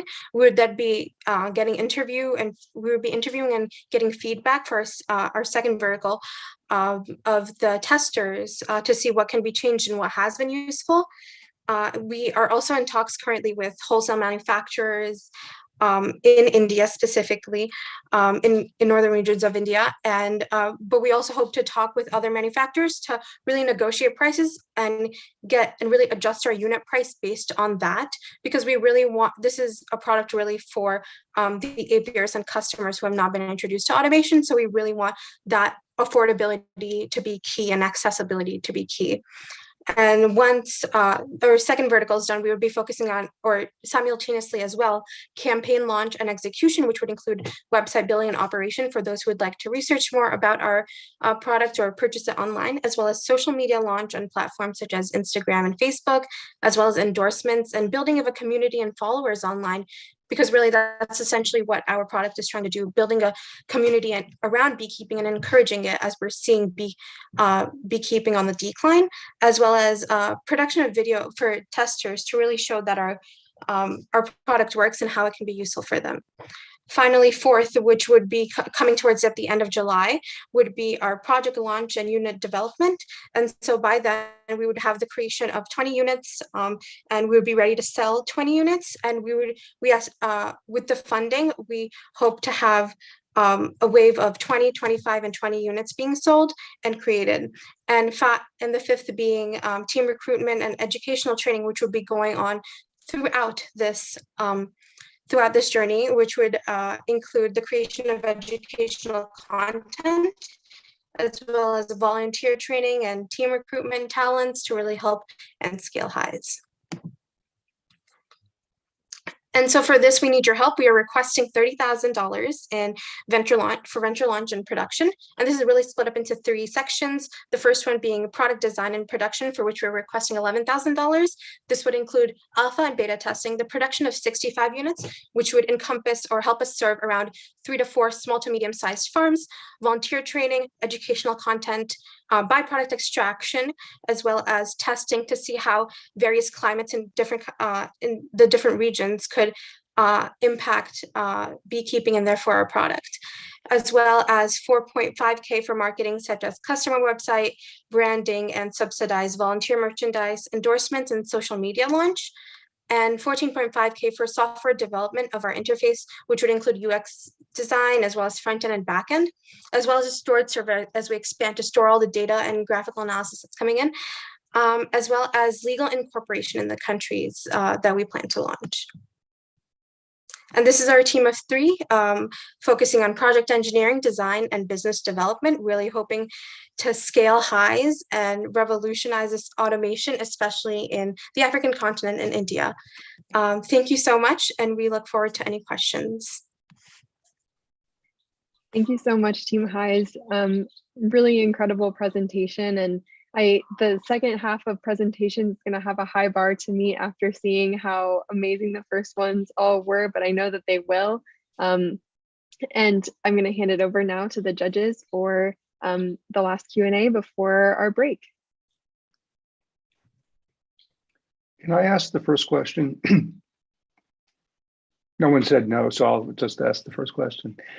Excellent presentation. I have a question about would you describe the education and training component of this? I got the technology pieces very clearly and the need, but education and training was mentioned, but I didn't get a feel for what you envision as being required to get adoption of the idea and then full value and impact from the users.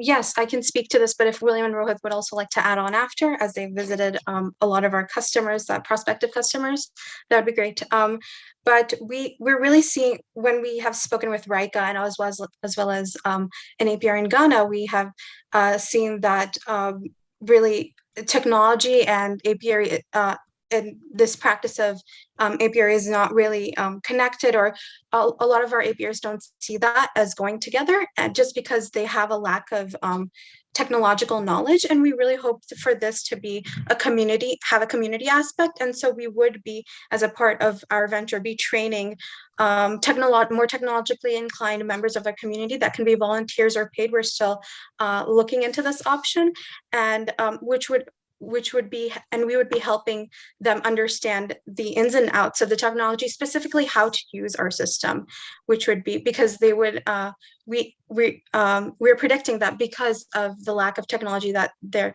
introduced to, they necessarily wouldn't have this knowledge. And so the educational component would be really creating templates and videos to train these volunteers, and these volunteers really going out and passing this knowledge on to our APRs and customers. I hope that answers your question. Yes, thank you very much. Yeah, and adding up to that, when we visited the community, one challenge that we realized that the bee farmers had was the fact that it's very difficult for them to scale the bee farming because it involves a lot of manual work. So in order for them to adopt this technology, they need to have knowledge on how it will help them easily scale their bee farm. So that's where the technology and the training comes in, so that they'll be able to know the real importance of how this will benefit them and increase their yield going forward. Thanks. Appreciate that. I'm here to love the technology and the way you implemented this, just using with very limited resources, IoT devices, an app, and just kind of creating very, very powerful solutions. So the way you brought this together, and obviously presentation was awesome as well. it's a really important problem. So all around, very, very impressive. So thank you for pulling this together. I could tell a lot of work went into this and a lot of good thinking. My question is more on some of the specific technical piece actually. So will you require sort of a wireless data connection or electricity to keep your devices running, and how would that work in rural areas? And then the second one was a little bit more on distribution. So if you're working, with rural communities, obviously that's the last mile problem often, and how will you kind of get penetration of the market? So these would be my two questions. Sure, I can take the first question if that's fine. In terms of connections, yes, you would need Wi-Fi specifically. If not, there is an alternative, but that would require, SHH connection and such, and it would really get into you would need a lot of other technology such as a laptop to really to do it without Wi-Fi, and so that is not really feasible for the customers that we're targeting. And so yes, the short answer would be yes, we would need Wi-Fi for this, and so therefore that's why a lot of the currently when launching, our plan is to really target small scale apiaries that are in like a suburban area, but are not necessarily introduced to automation within this area, and are largely doing everything by hand. That at least a bit from our knowledge that we have currently and the level of expertise we have, we're still trying to figure out a way how this can be done without the use of Wi-Fi, but just because of how IoT works, we would need Wi-Fi for this to be done in an efficient way. Could I have a very small follow-up question? Do you need continuous access to Wi-Fi or just at the time of data transfer? Just at the time of data transfer. Okay, It doesn't cool. necessarily need to be strong and continuous. Sorry for interrupting. I'll let you continue with the second part of that. Yes. Would you be able to repeat the second part of the question? Of course. It was more like the distribution on the market penetration strategy, since these are individual farmers. I call it sort of the last mile problem of how to reach your potential customers and how to get the product then delivered and maintained. Okay, so I think I'll take this if you don't mind, Isha. Yeah, so in regards to the distribution, one thing that we realized when we visited the community is that these apiaries or bee farmers work in associations. So we try to work with, we've already built a connection with these apiaries, and we have a good relationship with them. So we want to leverage on these associations in order to get our product to them, which makes it easier when it comes to like distributing it. And also when it comes to like maintaining the product, Isha said in her presentation, we plan on training some people, certain individuals in the community who will help like maintain the product in our absence. So sort of like an highest rep in the community who will help like the bee farmers in maintaining the product, the installation of the product, and also educating the farmers on like how to effectively use the product. Yes, so that's how we plan on going about the distribution aspect of it. That's connecting with the associations in the various communities, and also getting reps in the community to help us in maintaining it. Awesome, thank you. Welcome.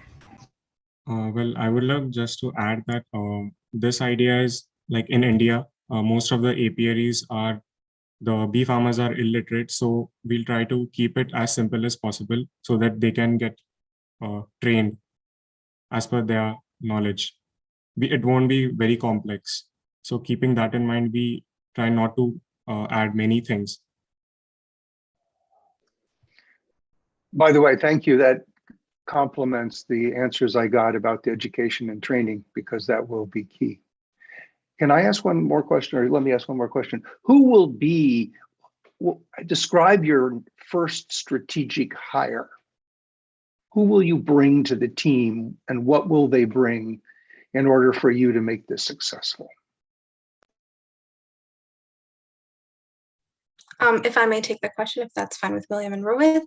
Yes, you can. Our strategic, I think our first hire would definitely be regarding our system, like our software development setup, really. That is something that we're looking into, just specifically because of in terms of business, we have William, who has expertise in that and design for Rohit, and I focus more on the hardware, or the intersection between hardware and software. And software is something that we see to be a big aspect that we need to take care of, just because of, as Tom had mentioned, the internet aspect of it. What is the accessibility, and how can we have everything in a very user-friendly experience? Because the data that we will be getting is like graphical and analytical, and so how can that be really decomposed into very understandable bytes with more images? And so our first hire for that would be regarding for the development of the interface and the user experience, really. Thank you.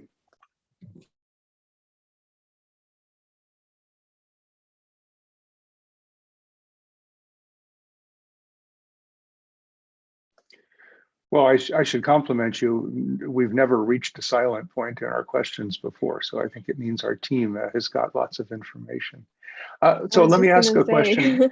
Let me ask. Go ahead, Rob. So I feel like I'm overstepping, but so tell me, this is a wonderful concept, well put together. What will keep you up at night worrying about making this work? I could say it, what's your biggest weakness, but I really want to know what nags at you, having put this together and presented it well. What is the piece that's just in the back of your brain all of the time as you think about making this happen? If I may take this question, I think in our talks within our group, I think the biggest thing is because we really want it to be to be a community-centric experience, and so we want we are seeing again, we have this aspect of the educational portion as well as a lot of APRS being of the older generation. And so really, how do we find that connection between technology and having these representatives that we're hoping to have? And so while we do have a plan, I think execution up until we execute the idea of really having the younger, more technologically inclined members of our community really assisting to make this a community experience, because we really want our initial goal, our end goal is really to expand or increase the number of beehives and beekeeping and make it really a staple within the community. And so that would be something that would be keeping us up at night. How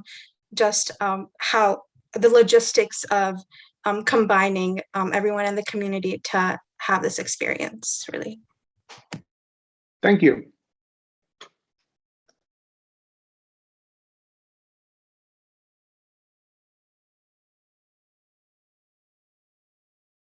Well, I would love to add one more thing that, like, again, in countries like Ghana and India, the implementing this idea will let the illiterate they will have an urge to educate themselves. So this will pass on to another generation, and they will start developing year by year. And then even if there's if you have a good livelihood, then the next generation benefits from it. So good. Thank you. That is the last statement I would love to give.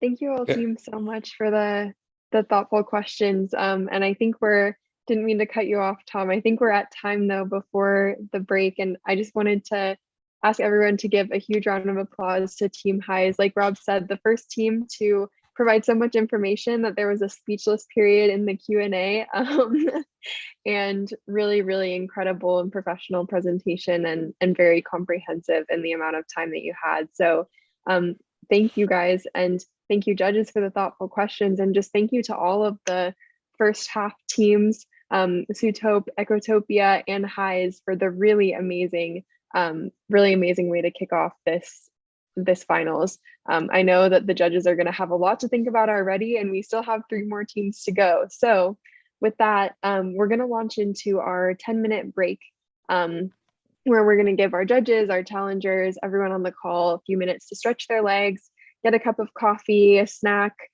do some jumping jacks, whatever you need to do to come back ready for the second half of awesome presentations. And we're also going to be playing a really incredible video from one of our B2 teams. So one of our winning teams from last year, EcoFresh. EcoFresh is a team that is working in Ghana to create cold storage units for farmers in rural areas to be able to better preserve their produce and prevent and decrease post-harvest loss, and really save farmers an incredible amount of lost income every year and prevent a lot of food from going to waste. They've done incredible work. They've actually have in production their first cold storage unit in their community. They've been featured at some incredible conferences across the world, globally recognized by the World Economic Forum. And one of their co-founders, Matthias, is actually in Germany right now, speaking about EcoFresh to the German Chancellor, among many executives at the World Economic Forum at some of these very large conferences. So we wanted to give you guys a sneak preview of the impact that one of our past teams has had, and kind of a preview of where everyone in front of us could be sitting in just a year's time. So if you want to have that on in the background while you're taking a break and making that cup of coffee or getting some water, feel free to do so. And then otherwise, we'll see you back here in 10 minutes.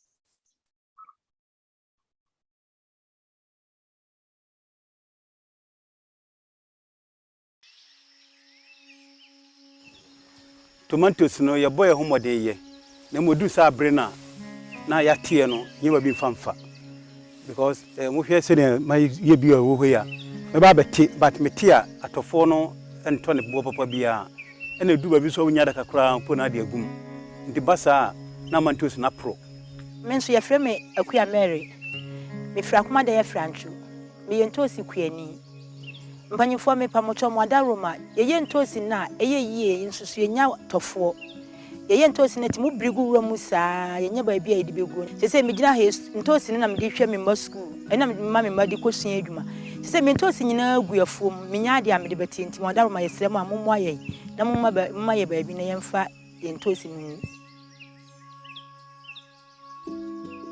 My name is Matthias Charles Yabe.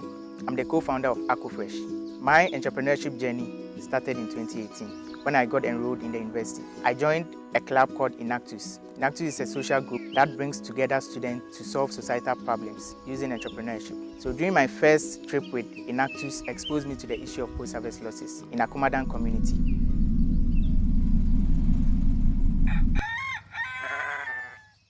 This issue was very detrimental to the people in the community. So I came back to campus and I was really thinking about how I can leverage on technology to solve the issue of post-harvest losses.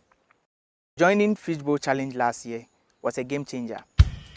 I had the opportunity to be mentored by high-level senior executives who provided advisory support in building EcoFresh. With Fishbowl's mission to promote global collaboration, I had the opportunity to partner with Arena and Duvika as co-founders from Finland and India. Arena contributed to the development of our product through her research into optimal storage temperatures.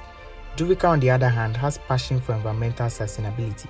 She helped pioneer an environmental platform and is currently taking lead on drafting environmental strategies for the team. Winning the grand prize of Fishbowl Challenge gave me access to a $25,000 grant, which brought our project to life. The grant money was used to design, manufacture and install our very first solar-powered cold storage preservation technology in the Akumadan community. Our solution is a mix of sustainable agriculture and renewable energy to improve livelihood and ensure ecosystem resiliency in local communities. This solution will help reduce the issue of post-harvest losses in Akumadan by 50% in the next 2 years, helping farmers increase their total seasonal income by over $1 million, boosting the local economy and improving livelihood among farmers.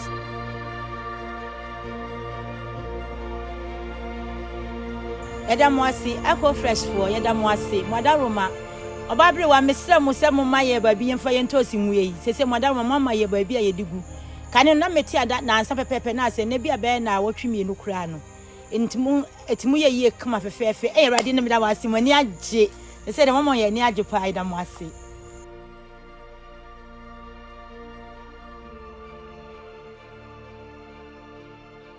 After a successful operation of our technology in this very first community, we are looking at scaling to major marketplaces in Ghana, which will help us reach over 15,000 smallholder farmers and traders in the next 5 years.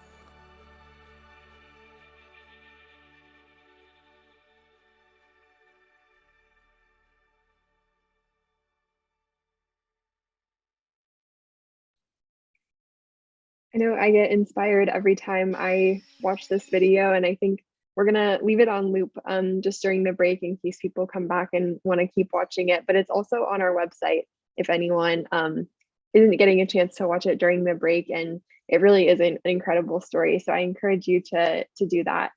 And yeah, just probably about 5 or so minutes left before we'll kick off with Team Light Ed. So if Team Light Ed can make sure that all of your team members are here and you're ready to start screen sharing and presenting in that time, that would be awesome. So back to the video. Tomatoes no ya boy homo de ye. Na modu sa brena na ya tie no yewa bi famfa. Because mo hwe se ne my ye bi o wo ya. Me ba beti but me tie atofo no ento ne bo papa bia. Ena du ba bi so nya da kakra po na de agum. Ndi basa na mantos na pro. Me nso ye frɛ me Akua Mary. Me fra kuma da ye franchu. Me yentosi kuani. Mpanyifo me pamocho mo ada Roma. Ye yentosi na eye yie nsusu enya tofo.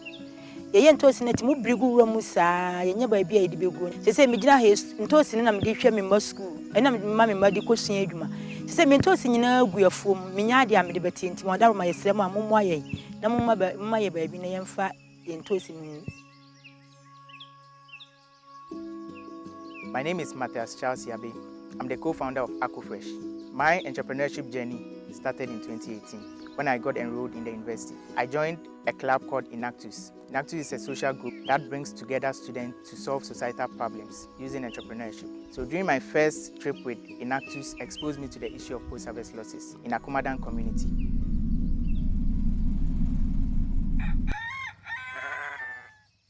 This issue was very detrimental to the people in the community. So I came back to campus and I was really thinking about how I can leverage on technology to solve the issue of post-harvest losses. Joining Fishbowl Challenge last year was a game changer.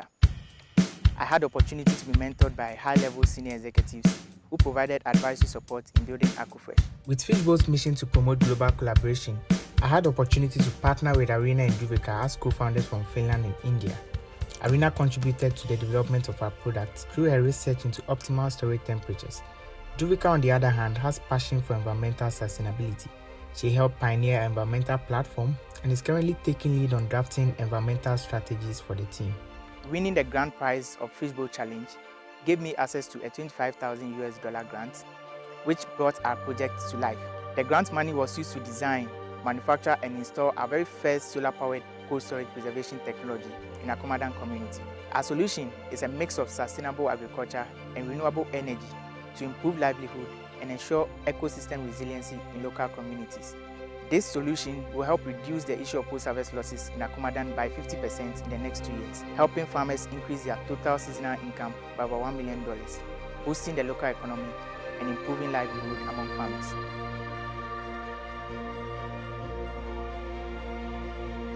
Yada mwasi AquaFresh for yada mwasi mwada Roma obabri wa mesra mu se mu maye ba bi yemfa yentosi nwuyi sese mwada Roma mama ye ba bi a yedigu kane na meti ada na ansa pepepe na ase ne bia be na wotwemi enu kura no entimu ye ye kama fefefe e rade ne meda wasi mani age sese de mama ye ni age pa yada mwasi.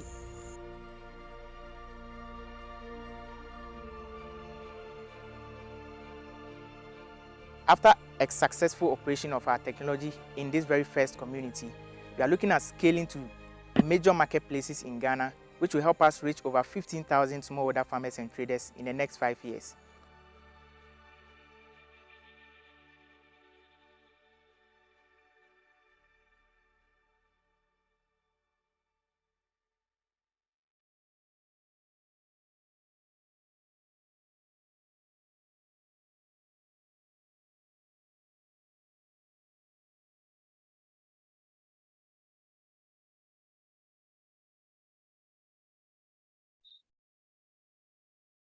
All right, about 2 minutes left in our break, so people could start filtering back.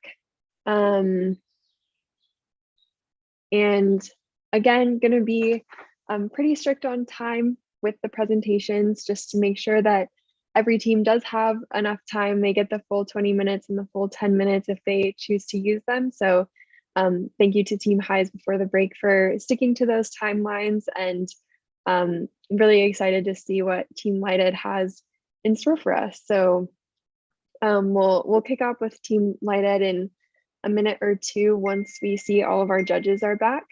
And yeah, super excited to get into the second half of presentations, especially after that really inspiring EcoFresh video. I don't know how many times I've seen it, and I've been with the team for their whole journey, and I still get inspired every time. So hopefully you guys enjoyed it as much as I know we've enjoyed seeing the arc of their story, and excited to see where they go next too. See Rob and Tom back on, looking refreshed. That was Go very ahead, Rob. cool. No, I was just going to say that was a cool video. That was a neat story. Yeah, definitely. Hear my timer go off. That means the break is almost coming to an end. Well, I appreciate you keeping us on track, by the way. Of course. I mean, that's my job. So hopefully I can do that. If the teams are here to inspire us, I'm here to help keep time. And definitely a big shout out to everyone else behind the scenes on our team for keeping everything running too. Yeah. And I see Smithal back on. Hi, Smithal. Hi, I actually showed the video to my kids in the break, so that's why I put it was really cool. That's awesome. I'm so glad to hear that. Yeah, I sent the video to my family too when it first came out, and they were all pretty excited about it. I think it's pretty easy to get behind Matthias. He's an incredible entrepreneur and amazing guy, and definitely a really inspiring mission that the whole team has been pursuing. Mubarak, can you confirm, or can someone, I know I think I saw Stanley from Team Lighted turn his video on for a second. Can you guys confirm if your team is all on, or if we still need? Yep, you're good. Awesome. Thanks, Stanley. And I see Rachel back as well. Hey, Rachel. And so I think then we are ready to get going. So without further ado, I'll hand it over to Team Lighted to kick off the second half of our finals. You guys can start screen sharing and presenting whenever you're ready. Awesome. Yuli is going to be presenting our video first before we move into our pitch deck. So awesome. Awesome. We love videos. Yes, I'll be sharing my screen and we'll start with the video.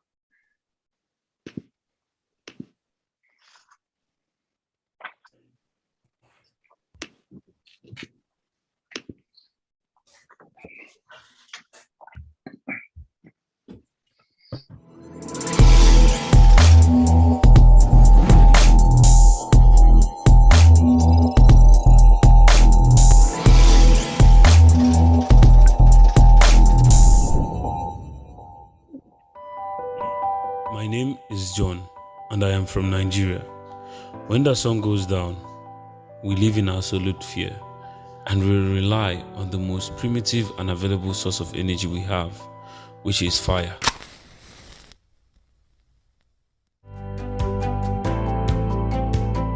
Hello, my name is Yuli Park, and I am the creative director at LightEd. We believe that access to safe and dependable electricity should be a basic human right. 1 billion people in the world still lack access to electricity and live in the dark, and we have a say in this. So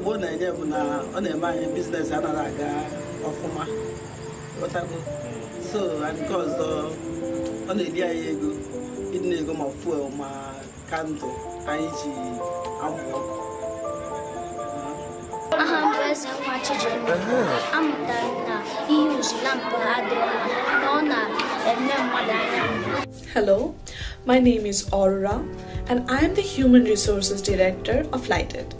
Our story, goal, and aim is to create a world where students and families in rural communities can easily access clean, affordable, and reliable energy. Hello, my name is Luigi and I am the Tech Director of LightEd. We seek to employ simple but affordable technology to give schools, families, and communities an consistent and efficient supply of energy through our mid-grade solar-powered charging stations.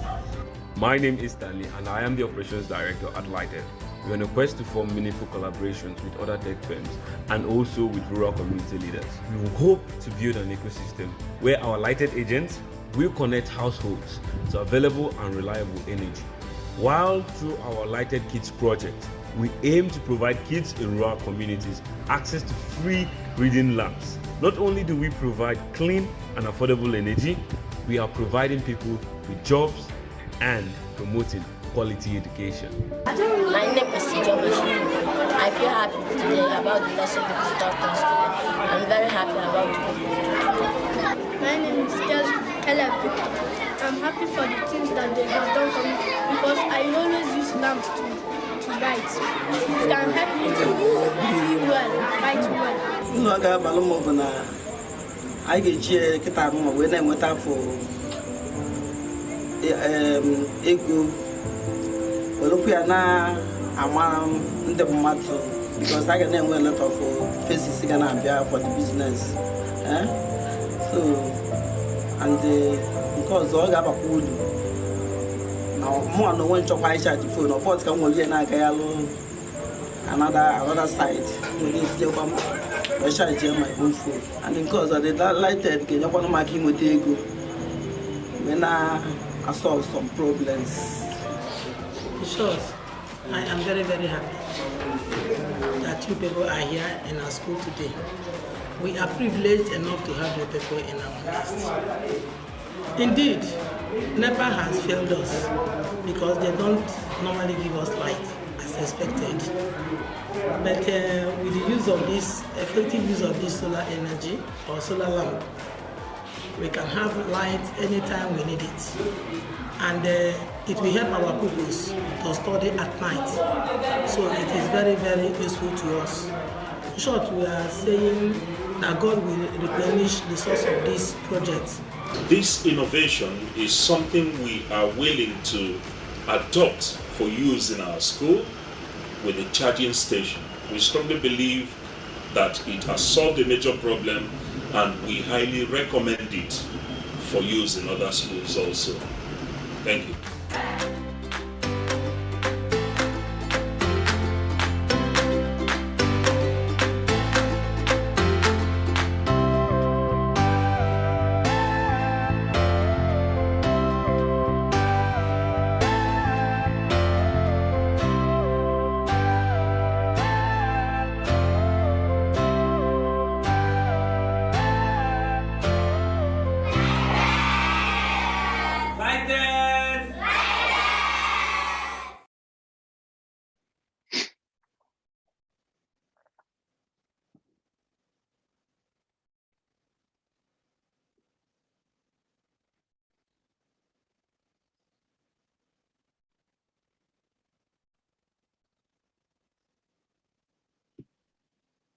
Hi, my name is Yuli, and I'm here today with my teammates Stanley, Aurora, Luigi, and Raj.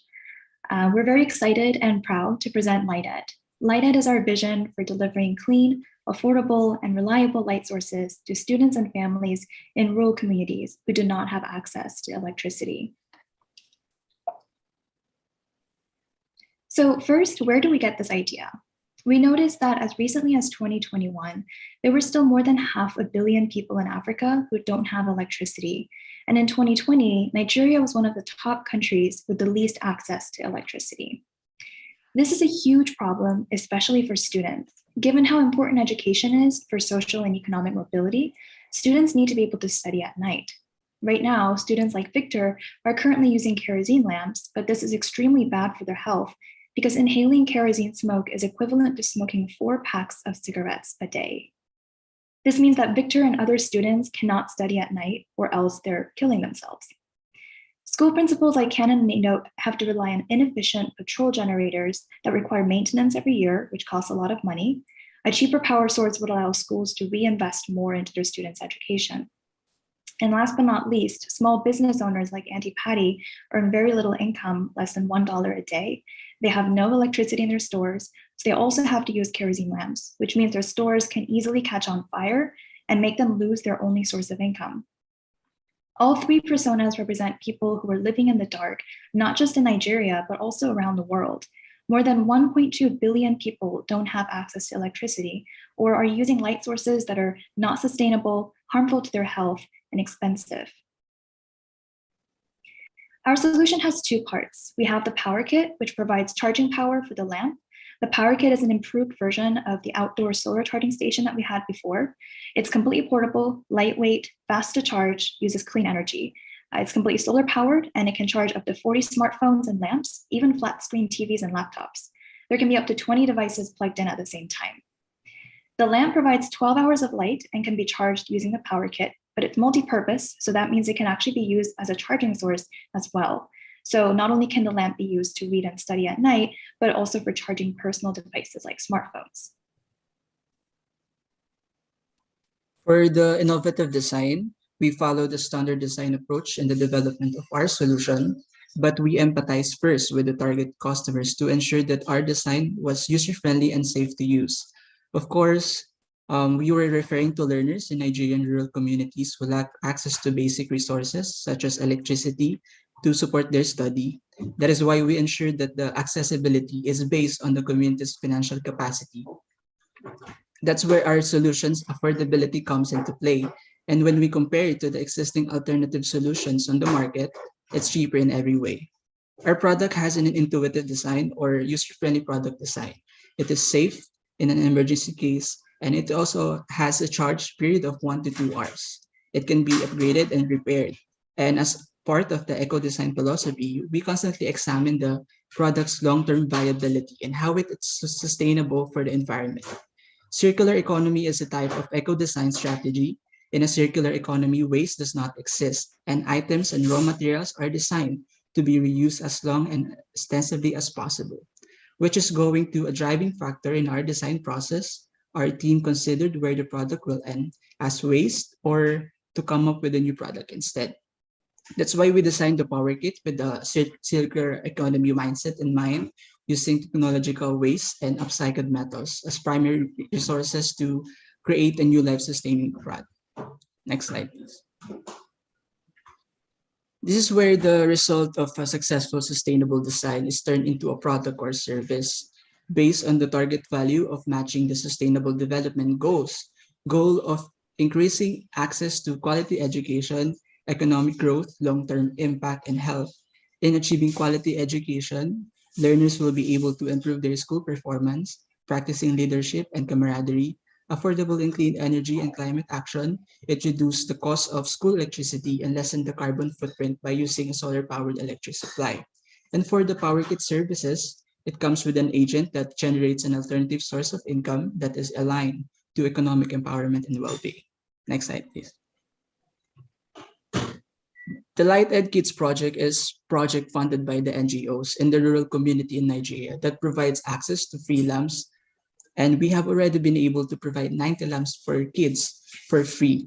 With this project, we also have training that is also conducted by the students in that particular rural community, and they are considered as the Light Ed Kids ambassadors. So this is also beneficial for them to expose on collaboration, leadership, and mentorship in teaching about renewable energy. So this overall collaboration from the NGOs to students, it builds a productive and sustainable outcome that is beneficial to rural communities, particularly for children. And this project, as I mentioned, has been already implemented in the rural community in Nigeria. We already secured our first school customer and the first agent for our Power Kit services, and that is Auntie Patty. She was able to earn $15.12 from the first 63 customers over the first 21 days. So it means per device, she was able to earn $24. So this is an ongoing project, and it daily increases the number of customers significantly. Next slide, please. Now moving on to the market segmentation, We have segmented our target customers into 3 sections, and these 3 sections will also work as our distribution channels. Initially, we focused on providing a sustainable and affordable light source to the students of Nigeria. And with that intention, we started to directly contact the school principals of various boarding schools. We will directly sell our lamps and power kit to the schools. Agents will work as a second distribution channel. We will directly reach out to the local small business owners and sell them our lamps, which then they will sell to the local communities. However, for the power kit, we have chosen a different method. We are not going to directly sell our power kits to our agents. We will offer the power kit on lease, and each month the agents need to pay back a specific sum of money. And this process will go on until they have paid off the full amount of the power kit. Once they are done paying the lease, the kit will be theirs. The third and last distribution channel is household users. We will use our agents and word to mouth to attract more household customers. They can directly buy the lamps and power kits from the agents. Next slide, please. Nigeria is the biggest economy in the African continent. However, its power sector is still below the level of its peers. There are about 7.2 million school kids and 13,640 boarding schools. But unfortunately, 48% of schools have no electricity. And 813,015 secondary schools function without any electricity. We can witness more or less similar situation in the small businesses. There are about 41.4 million small businesses, but the lion's share of them don't have electricity. Therefore, they have to rely on alternatives such as kerosene, which is detrimental to not only their health, but the environment as well. And not to mention expensive. Small businesses can spend around $310,000 annually on kerosene. Rural households are also no different when it comes to electricity. About 78% households have to live under dark, and because of that, they have to rely on kerosene lamps. If they want to do any work at night, they spend about $6 per month on kerosene lamps. These numbers clearly show the dire need of a sustainable and affordable light source in Nigerian community. Next slide, please. Awesome. When designing and pricing our products, we took into account our customers' financial capabilities. As a result, we are able to make our solutions affordable while also creating a sustainable business model. Our lamps production cost per unit are $1.67, and while our power kit production cost is at $150 per unit. While these costs appear kind of low, we intend to reduce our production cost once we begin mass production. Our lamps and power kits are both 50% lower than already existing foreign products in the market with the same capacity, which will help us gain customers and increase sales. We will also be able to reach to more communities by expanding our agent network. And since we aim for 70% of our agents will be women, we will be able to establish a better reach and trust with these communities. Next slide. We made certain to assess all possible risks and devise solutions to address or mitigate them, but we optioned out on our very first risk. We optioned out to locally produce this product in Nigeria after a rigorous and well thought out plan. Due to the high expensive cost in procuring these products from another country, as well as the time and cost in shipping of these products into Nigeria. While doing so, we also want to make sure that we are not also a victim of the problem that we're trying to solve, which by our office space and manufacturing space is going to be fully solar powered and making our production process 99.9% green. Our market entry strategy is going to be focused on a lower cost, and this is going to help us identify our customers really fast, and also design of our products are made on our customers' references. So we do not design alone, we design with our customers. And also our agents are going to be having a background verification process in order to know if they are fit to be an agent, and also their financial records to show if they are willing to partake in this business as well. Next slide. Our first year roadmap, we aim to create a future where every child, family, and rural community will have access to sustainable and clean energy. But first, we have already started. We are we have taken the very big step. February already, we acquired our very first agent and our very first school customer. And during the past 6 months, we have made a lot of mistakes. We have discovered a lot of ideas and the best way to market and sell our products. So March, we'll also commence our business registration, and March to April, we'll also set up our production space, which is going to be fully solar powered, and acquiring of our materials as well. April to May, we're going to commence production and acquiring of our very first agents. We're going to train these agents so that they can gain access to basic marketing and technical skills so that they can better manage their stations. As well, from December to February, we will dominate the market of renewable energy in Nigeria, making sure our product is affordable and renewable as well.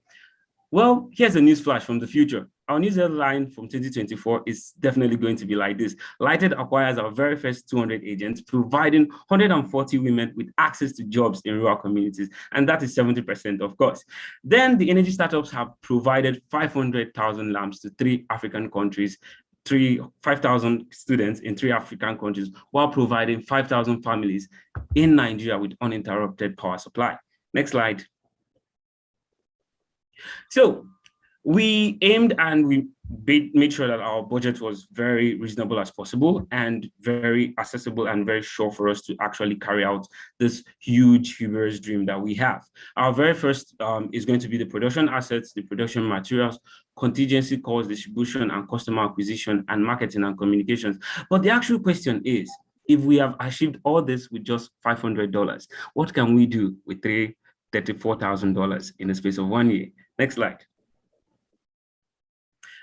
So we are not planning to get agents. We're not planning to get partners. We already have our partners. Our Tech Hubs is providing us technical support in production, which is a tech hub in Nigeria that have basic equipment and the basic expertise to help us in the engineering, manufacturing, and distribution. While One Grid Energy provides families in rural communities access to clean energy, and they are going to be a very key partner in our Lighted Kids project. And the Sun Energy is already an energy company that has a very huge network of agents. So we don't have to stress about the risk involved in our agent management. The Sun already has the experience to help us scale throughout Nigeria. And Fishbowl is going to help us with the mentorship and funding. Next slide. The team behind Lighted is very diverse, each of us coming from different countries and backgrounds. Stanley is from Nigeria and is a creative technologist as well as a multimedia developer. He's the founder of one of our key partners, Our Tech Hubs in Nigeria, and he'll be working on Lighted on site, overseeing the production and distribution of our solution to the local communities and schools. Aurora is from Bangladesh. She is studying international relations as an undergraduate student. She works as a policy envoy in the Youth Policy Forum, which gives her the experience to be the marketing and outreach representative for Lighted. Yuli is from Korea, but currently based in the US. She is studying computer science and will be using her technical background and interest in education to oversee Lighted with road mapping, administrative work, and team coordination. Raj is from India. He's a food technologist who is carving his path into renewable energy tech startup to help the community. He'll be in charge of the business, finances, and analytics for Lighted, helping us make the most of our budget. And finally, Luigi is from the Philippines. He's an undergraduate student studying industrial design and is a product developer as well as researcher of livelihood programs for out-of-school youth in his country. He'll be using his technical skills to design rapid prototypes of our products to then be physically produced and distributed. Join us in our mission of creating no more dark rooms. Thank you for watching and listening. Wow, thank you so much, Team Lighted. That was an incredible video at the beginning. And also I love the roadmap, the traction already. And I'll hand it over to our judges to ask their questions now. Yeah, I don't know, can I ask first or? All right, I'll go. Brilliant presentation, really succinctly presented, starting with the video. So you guys are already very good at marketing, which is great. You have a prototype and seems like the key for you will be how you will scale to get to that 2024 goal of 500,000 kids, 5,000 families, and that aspect of it.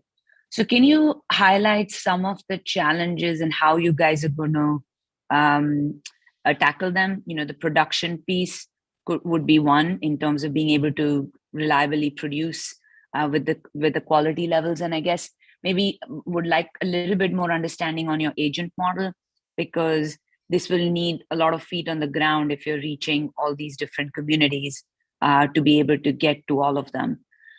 So those are my two questions, which are related to scale. Okay, awesome. So I would take the questions, and my teammates could also add if there is anything I'm missing out. So I'll start with our very first agent management module. Is quite simple. We provide, the reason for our agents in the communities is to provide this centralized storage system, which is very small and has the capacity to charge as many devices as possible. So these agents are also going to be like a huge, like a mini sun in the community, because the sun is providing our solutions with the energy, and these agents are providing the community users with the energy. So it's a mini grid system. So these agents get our device and they are not able to pay for it. But for example, I spoke with Auntie Patty this morning, and she already has reached to a total of 78 customers today. And that's like mind-blowing numbers for me. I was even shocked. I was like, are you sure? She was like, yes. So these agents are going to be also creating a source of income for them and their families. And we aim for these agents to be women, because women are less liable in Nigeria to run away with your products or money. And also they are very trustworthy, and they are kind of like the mama bears of the community, because people already trust them. They come and buy their products from them. They buy the food they eat from them. And that's very, very, that's more of our strategy. And for our production, so Luigi has a lot of experience in product design and technical design, and I have a lot of experience in prototyping, and I have at least 7 years experience in failing in prototyping. So I think in entrepreneurship, failure is a very, very key process. So we already know how the production process is. Like I said, I am the founder of one of our key partners, which is Atech Hubs, which is a tech hub. You could Google it online and you could find it. It's a tech hub that provides quality education in tech, and they already have access to groundbreaking engineers in the States to provide us access to the technical support we need in the production. So the production is actually a breeze. The marketing aspect, we have a team of people that have amazing skill in marketing. You can see Aurora, Yuli, and myself. We are pros in video editing, video making, and also my background in multimedia development as well. And we also have a network from Google Creative Campus and a lot of programs that we have differently participated in. So we already have the production, the marketing all covered, and this is a well thought out process. We didn't want to just jump into any conclusions, and that's why we actually put in a lot of effort in testing our prototype and being sure that does our module actually work. So that's it. I would also like to add that the agents are local small business store owners, and so they have a lot of connection with the community members, and so it's very easy to have customers come in and spread the word about the lamps and the power kits. And so we expect our agents as well as our potential users to kind of grow exponentially. A wonderful presentation, very excited. You've certainly given a lot of thought to this comprehensively. I had a question about also building on the agent model. There's about 800 microfinance institutions in Nigeria today that work with third-party agents in a variety of capacities. Many of them are looking for micro franchise opportunities in order to give borrowers an opportunity to become agents. And I'm just curious why you haven't, or maybe you have, partnered with a financial institution that can better manage at scale a leasing program like this, and probably knows how to vet and screen potential agents, particularly on the background checks and likelihood of repayment. So that's my first question is, are you looking for a strategic relationship like that? And the second question is, there's been a wide variety of supply chain disruptions of late, obviously because of COVID, but also because of the increasing demand for solar. I'm wondering how that's impacted your ability to access solar panels and of course, lithium ion battery storage and anything related to the components for your system. Have you seen an increase in price? Have you seen any disruption in sourcing? Are you concerned at scale that this could be an issue? Thank you so much. Excellent presentation. Awesome. Thank you so much. I would also take that question as well. So for our agent management system, like we said, Duson is actually a company in Nigeria that combines financial, like connecting people with micro businesses and also in the agent management business. So Duson is a very close friend of mine. I have a huge network of entrepreneurs in different sectors in Nigeria. So we already contacted Duson. He helped us actually through the design process and business management process. So he actually helped us out a lot in this process. So he's definitely ready. He sources his products from China. So when I told him, dude, I have this amazing solution, look at it, tell me what you think. He watched the video and he was like, I am forgetting what China is, and you're definitely going to be my new plug.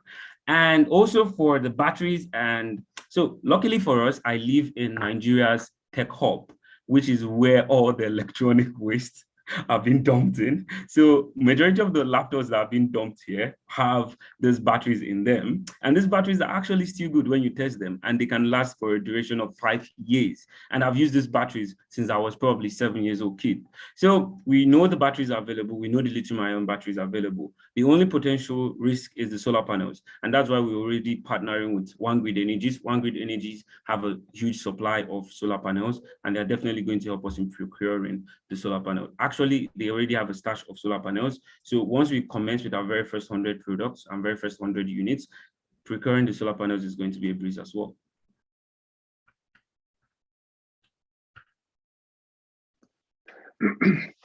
I have a challenge that's in the form of a question. And I'm in Silicon Valley, so we tend to be very blunt with our questions. So don't take this the wrong way. Can you convince me that your 2024 goals are reasonable? They seem very aggressive to me.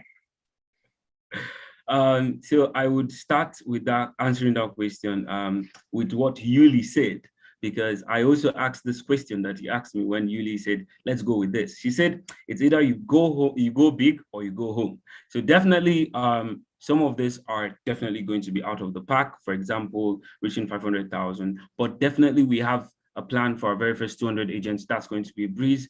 The 5,000 families is also going to be a breeze as well, since that we are selling our lamps to provide them access to lightning solutions. But the only hardcore dream that Yuli set was 500,000 students in 3 African countries. We can definitely reach African countries, 100,000 in the next 2-3 years, but we never can tell, because our business has taught us something from the very first day we tested our prototypes. We have been surprised with our results. We have been surprised how people need our products. And yeah, it's an amazing roadmap, and we are not scared. That's it. We are going to go straight up and tackle every challenge that comes along the way.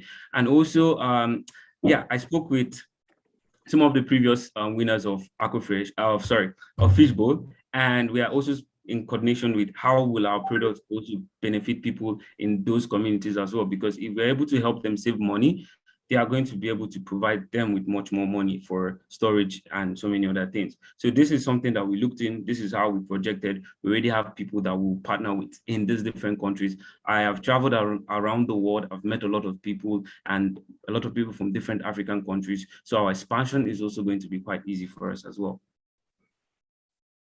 Cool. I wanted to add one more. First of all, thanks team for the presentation, and again, very comprehensive solution. You thought of many of the aspects and presented it really well. My understanding is that both products, the Light and the Power Kit, will be designed and built from the ground up, right? So you really come up with that. Now these devices, and I know you have a prototype, so it takes a lot of sort of, kind of testing to make sure they last, right? They're often in rugged environments. And, do you have any sense for sort of the kind of the duration that these devices will last? Any technical or other kind of usage challenges that might come just from them being sort of exposed in real world environments when you've had very limited time to test them? And then also just kind of, getting started with producing as a non-electronic device, entity so far? So quite true. I have a very, very amazing news. The solar panel and the inverter system that we are currently using in my house was built by me 5 years ago. So it has been lasting. I've only actually touched it like 3 to 4 times throughout those period of 5 years. And also, like I said, we have access to the best skills and engineers in the States. And that's not, it's not by luck, it's already from our existing partners in ATEC hubs. And this is not going to be a problem testing these products. We're making sure that everything works. We have a very strategic, structured testing process. And Luigi does everything on simulation and make sure, does this actually work? Do we have to change things? And that's why you see we had a very sharp flow in our product development, because we had to really test. Is it working? It is working. What do we have to improve and make this better? So definitely longevity of our product is not a problem. Like we said, you can also upgrade your inverter system and battery system without actually buying a new system. So people, we don't have to start wasting our old products, or people have to dispose our old products when they have the right financial capability to buy a new one. They could just bring their old products and we upgrade it for them. And that's making sure that our product has a very circular economy process and flow to it as well. Thank you so much, Stanley. Sorry, Yuli, I'm gonna have to cut you off here, and then I'm sure, sorry for the background noise here. I'm sure that you'll have a chance to talk more with Tom during the breakout sessions and talk more about the longevity and of the product, but we're gonna have to keep things moving. But wanted to give everyone a huge round of applause from Team Lighted. This is a truly incredible presentation, and I know I'm definitely very inspired by the traction you guys already have. The marketing is amazing, and I can see you guys reaching really big goals. So thank you so much. And next up we have Team Humble. Team Humble, can you confirm that everyone from your team is on? Yeah, on. I'm checking up on radio to see. Yes, I'm here. Okay, good, great. Let me share my screen real quick. Great. The floor is yours whenever you're ready to start. Okay. We'd like to play our video first before the presentation. Perfect.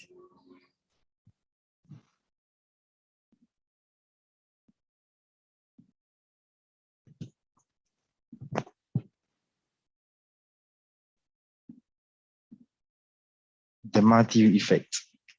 To him who has will more be given, and he will have abundance. But from him who has not, even what he has will be taken away. Why should it be so? As of 2020, global unemployment increased by 15%, while the wealth of the top 1% grew by 35%. Ghana alone recording about 4.5 million unemployed youths in 2020. Experts say that global unemployment is still going to rise with a rapid increase in innovation and technology. It is predicted that AI, automation, and robotics are going to replace jobs, meaning more trouble for workers and more profits for investors. There comes a time in a world where people should be given the reason to believe, a beacon of hope. And this is why we are building Humble to aid youth to cover up their paths to success. The aim of Humble is to help solve youth unemployment by enabling and training youth to set up freelance services and labor and offer their services to customers. Allow me to take you through the journey of a customer of Humble. Remember the time you moved to a new location and really needed immediate help with some task. Meet Allison.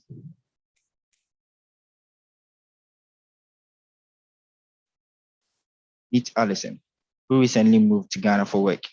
Like you, she's a professional, mostly working from home. Allison has a busy schedule at work, frequent meetings, tasks, and the likes. She is usually frustrated that she does little with house chores, some things like cleaning and pet caring. Initially, she sought for home management services by talking to friends and searching on Google, but prices were so high and convenience wasn't guaranteed. Now with Humble, we've got you covered. With our Humble platform, Allison can find trusted and trained individuals close to her. To better put it, she may be employing her neighbor, someone she may know already, and it takes a couple of minutes to hire or book a worker, less than an hour to meet up and be served. Voila, there you have it, your ultimate community builder.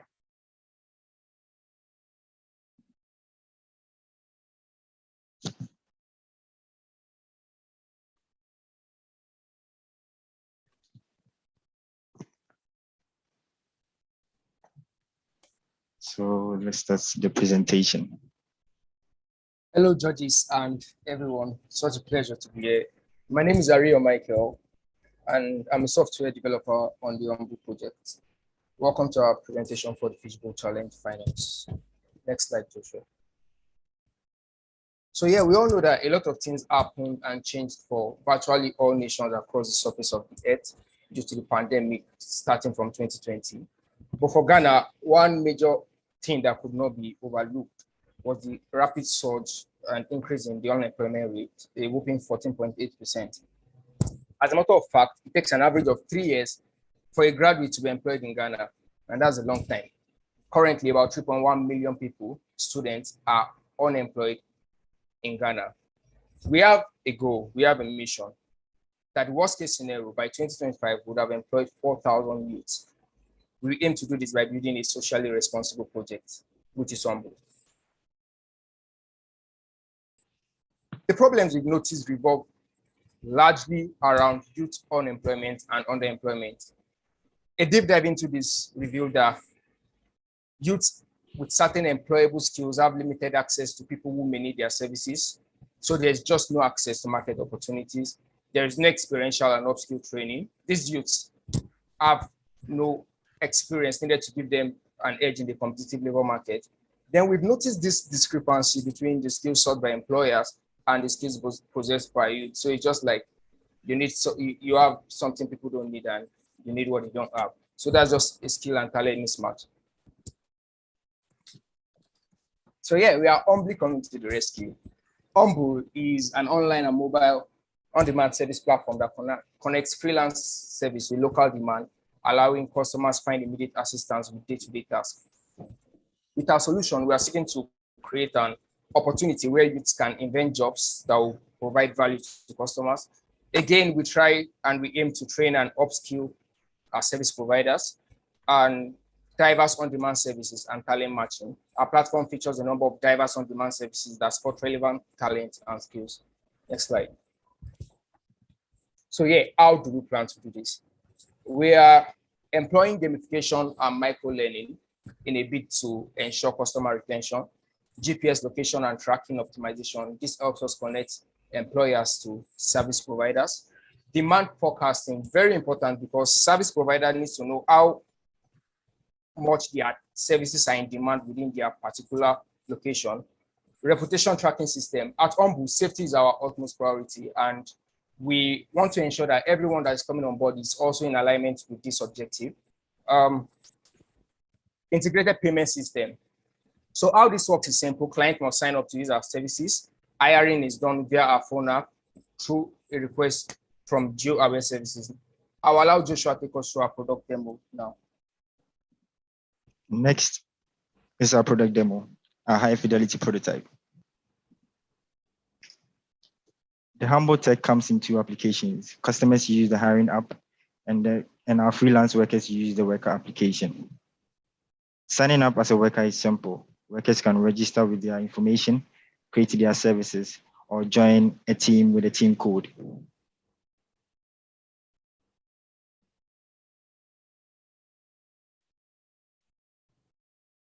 At the home page, we have a quick history of work, income generated, and experience points. For authentication purposes, workers are prompted to complete profile and payment setup. This is what happens when there is a job alert. Worker gets a job request, accepts job, meets up with customer, starts and completes work.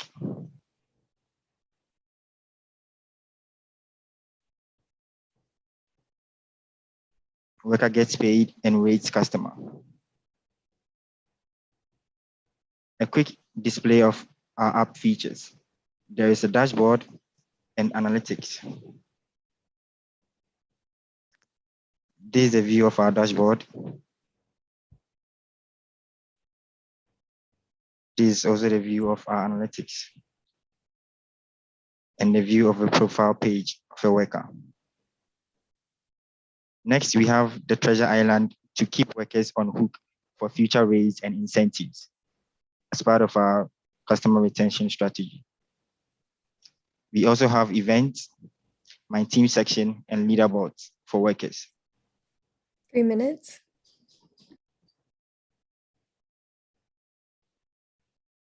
We also have training section for upskilling and talent development.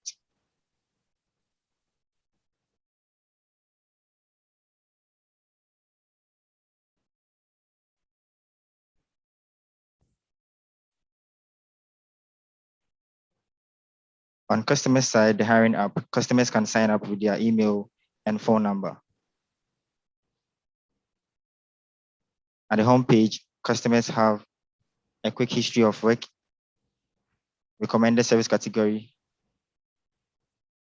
from home services, health services to academic services. To book a worker, a customer can search for a service to hire, complete booking, and set price range. The platform then recommends workers in the customer's proximity. Customer chooses a work, there is a meetup, worker starts and finishes work.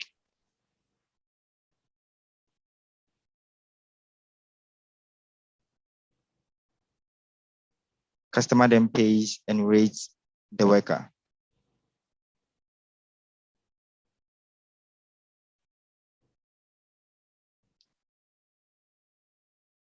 Customers can also add workers to their favorites.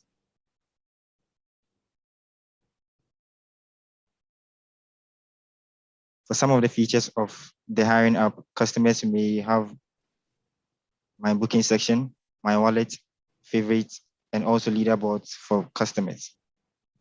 This is a view of my favorite section.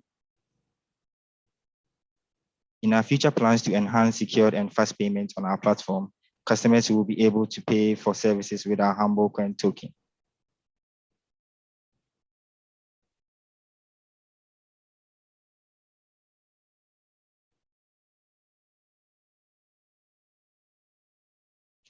Through our research and customer discovery, we interviewed some potential users and customers and got them to test our prototype. Positively, we gained some inspiring comments, rating, and insights during this session. Our lecturer, Joel Thompson, is very excited about our solution. As she said, we should count her in as our first customer. Gladly, our users can't wait to use our platform. While analyzing the size of the service market in Ghana, which accounts for 53.2% of employment in Ghana, we discovered that the service market in Ghana is huge, full of opportunities, but lacks relevant technology and innovations to make it grow and evolve. We discovered that our total aggregate market consists of 50 million plus smartphone users, our serviceable addressable market of 10 million plus internet or online users, and our serviceable obtainable market of 4 million plus service app users. In a realistic scenario, we aim to capture 5% of our serviceable obtainable market in our early stages. We identify some competitors in the services market and our projected competitive advantages. For our direct competitors, we have Fast Fix Hub, the Accra Handyman, and Jobberman. And for our indirect competitors, we have Uber, Bolt, and Fiverr. For some of our competitive advantages, Humble will have better performance tracking, gamification and point scoring, automated digital CV, and micro-learning and talent development. Also, for our value proposition, the Humble platform will be fast, convenient, and easy to use. We have a very simple business model. Our main target customers being affluent homeowners, professionals, and businesses. Our revenue model consists of commission fees per service paid, transaction fees via payment services or payment systems, sales of Humble Coins, and content monetization. We will be charging 15% commission fees on paid services with a minimum fee of $5 per hour charged by a service provider. Lastly, we calculated that in our worst case scenario where we manage to work with 4,000 users in 2025, a sheer 0.1% of the current market, we will be able to generate a revenue of $1 million plus in 2025. Thank you, Joshua. Our project is tied up and in close alignment with the United Nations Sustainable Development Goals. First, no poverty. We aim to do this by providing jobs, quality education, With our training and upskilling programs, we also aim to see to this. Gender equality, Humble is free and open for anyone, everywhere, at any time they want to use it. Decent work and economic growth, industry innovation and infrastructure, and reducing inequalities. Our beneficiaries include, but not limited to, unemployed graduates, high school dropouts, and refugees. Again, this cannot be overemphasized. We aim to employ over 4,000 youths by 2025. Our go-to-market strategy towards adoption is also pretty much simple. In the first phase, we plan to pilot in colleges and universities. The second phase involves ad promos and contact invites, while in the third phase, we are looking to have strategic partnerships. Our potential use cases includes plumbing works, electrical repairs, housekeeping, beauty therapy, and grooming. Next slide, Josh. We have a detailed 10-month project implementation plan with our runway expanding from April to December. Our major task starts from planning and preparation, research and analysis, budgeting and financing, design and development, product implementation, startup and product launch. We are seeking to work with seed funding of $45,000 with our main cost drivers being research and product development, online and network cost, implementation and execution, business setup, maintenance and support. Moreover, we projected that for our piloting year, we are seeking to work with about 4,000 users in total, customers and workers combined. And with a steady growth in 2025, we seek to work with about 35,000 plus users in total. We aim to achieve these KPIs with our well-structured project timeline. We have an amazing team of immense talent, skills, and experience capable of implementing this project. All team members have worked on several projects from mobile and web apps to e-commerce applications. Moreover, we have stellar mentors, coaches, and advisors who have been with us through countless hours of inspiration. On the team, we have myself, Joshua Alexander, who is a project manager.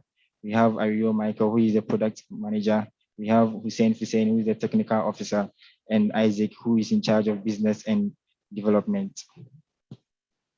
In addition to Fishbowl partners, we will be working with partners like Ashesi Design Lab and Ashesi Startup Launchpad to assist us in piloting, launching, and scaling of the Humble platform.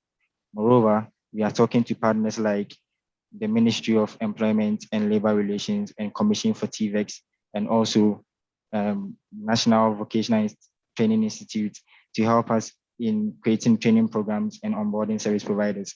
Lastly, we are currently in talks with the organizers of Afrochella Culture and Lionheart events to assist us in acquiring customers like affluent diasporas moving to the country.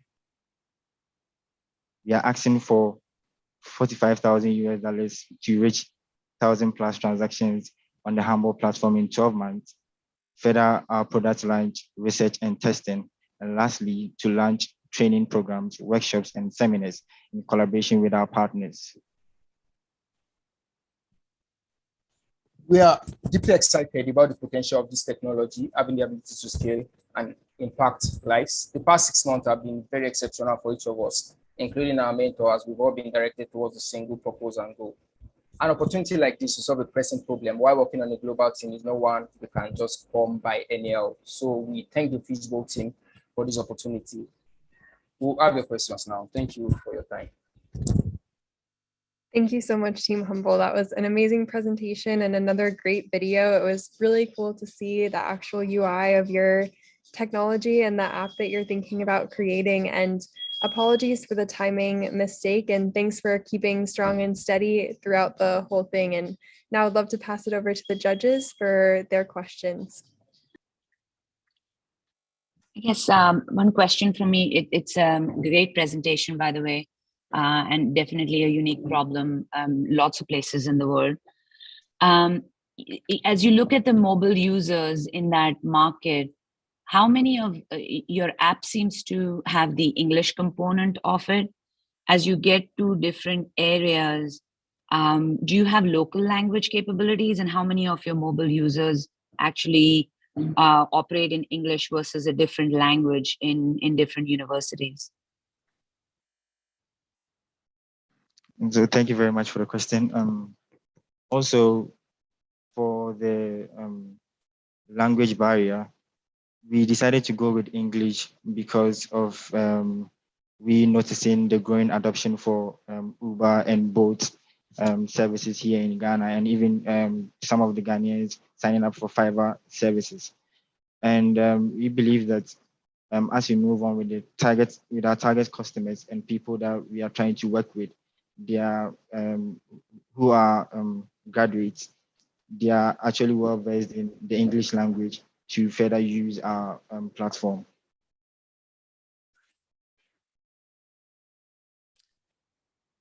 Great, thanks. Can I ask one follow-up question before you go, Tom? Of course. As you think about these users and that their access to mobile phones and the ability to speak English and the competition that you have from some of these other companies you highlighted, what is the barrier for them to be able to use those services? And is your pricing model different from theirs so that it allows you to access more customers that otherwise would not be able to afford some of these other services? So how does your pricing model stack up to some of the competition that you highlighted? Okay, thank you very much for the question. Let me pull out this business model. So the reason why we chose the $5 minimum fees per hour charged by service provider is for the fact that even here in Ghana, the minimum wage cuts from $2 per hour. So we're using this $5 minimum fee proposal is to actually position ourselves in a way that we will look more appealing to people that are seeking to sign up for services. And also looking at the direct competition, as my fellow teammate said, we are actually standing on the shoulders of giants, which are these big tech companies. And the good thing is that with the way that we structured our services, we are trying to go further towards freelance labor.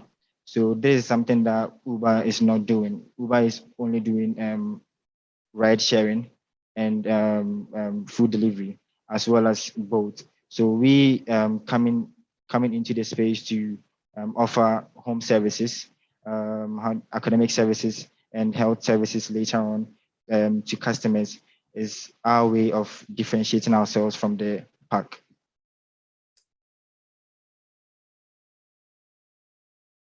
One more question. First of all, I really like the ambition. You're tackling unemployment or underemployment and developed a very comprehensive solution with many different parts and moving pieces. And again, very, very bold proposal, which I love. One of the bigger questions I have on my mind, it's really hard to create two-sided marketplaces, right? So on the one hand, you need to find all these individuals, who are looking for jobs, and then you also need to find those who want to provide these, right? And so even if you get one side right, this will still not go anywhere, right? You need really these mojos going on both sides. How are you thinking about that, right? Like you also mentioned, there's all these solutions like Fiverr in there, right? Which sort of takes away part of the kind of demand that would already be there. So tell me a little bit more how you will create demand on both sides to get, to have that attractive marketplace. Thank you. Would you like to answer that, or should I go ahead? Yeah, you can proceed. I will add when you're done. Okay, sure. Thank you. So one of our key strategies to penetrate the market is to work with partners, and for some of our partners being let me pull out the partners section. Okay, so being the Afuchela culture organizers, right? We are in talks with them and trying to work with them in terms of acquiring customers who are affluent diasporas coming into the country to either work or stay for a while. So these customers who will be paying for services are ones that are really like they're kind of affluent and also not really new to this kind of model. And lastly, with onboarding of workers and service providers, we are trying to work with TVECs, who are technical vocation institutes, right? So these are institutions that whenever they graduate their students, after they've taken their 4-year course of technical training, they don't really get opportunities or a platform to deliver their services to customers. So for this strategy as well, to partner with these TVETs to onboard their graduates or service providers is also one way of helping us to acquire users from that side as well. And for building the platform, since on the team we are highly technical, we are also getting recommendations and emails from interns who are willing to help us build both sides, that's the hiring app and the worker app as well. Thank you.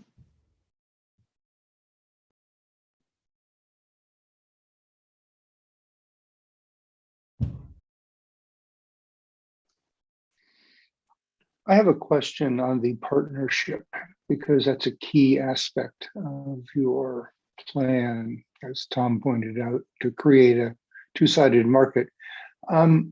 What do you bring the partners? I can see how they support your strategy and implementation. What's the value proposition for, say, Chila or one of the others in terms of their benefit from participating with you?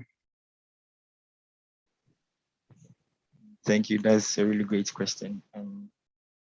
So here in Ghana, actually, the underlying fact when working with partners is how they benefit in terms even of like fiscal, as in money, the money aspect. So we came up with a business model where even though we'll be taking 15% commission fees from services paid, we will be allocating some money in terms of funding these TVECs in creating training programs and the likes. And lastly, we added content monetization to it as well. So there's also like another money generating strategy for us, where we'll be channeling funds that we gain from our content online to these TVECs as well. And lastly, for these TVECs who will be like be proud of what they are doing in terms of the number of employment that they gain as compared to the other TVECs, as in every graduate that they have, or they help, every student that they help to graduate will have like an opportunity to get employed. And that is one major concern that they really love to hear about. I have one last question. If anyone else wants to speak up, please go ahead. No, I have a question on the cost breakdowns, because it seems like you have a mobile app which is ready.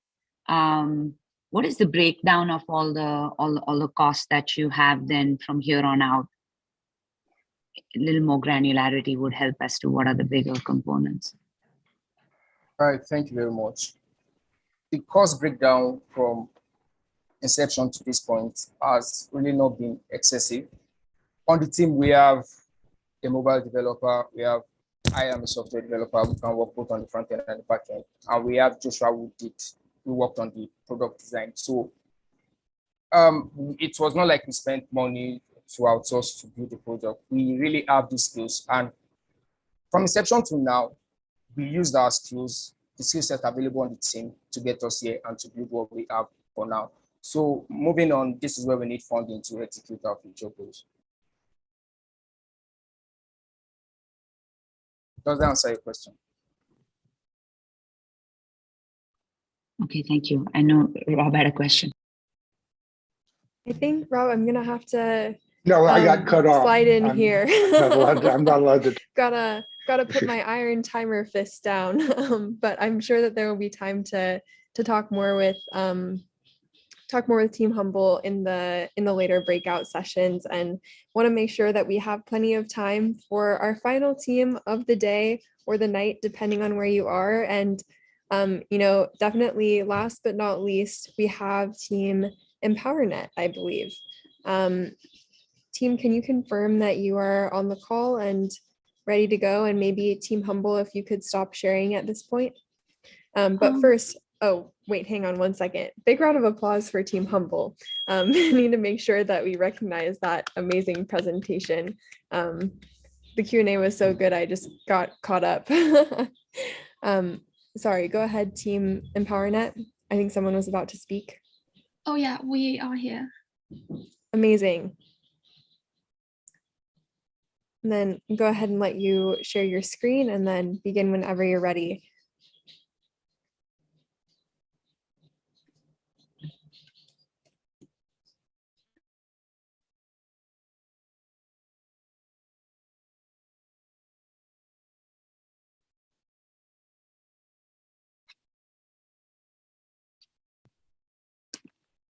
Okay.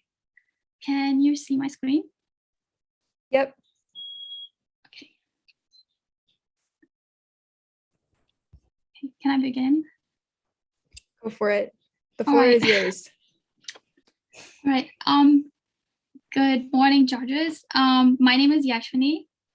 And I'm Muskan.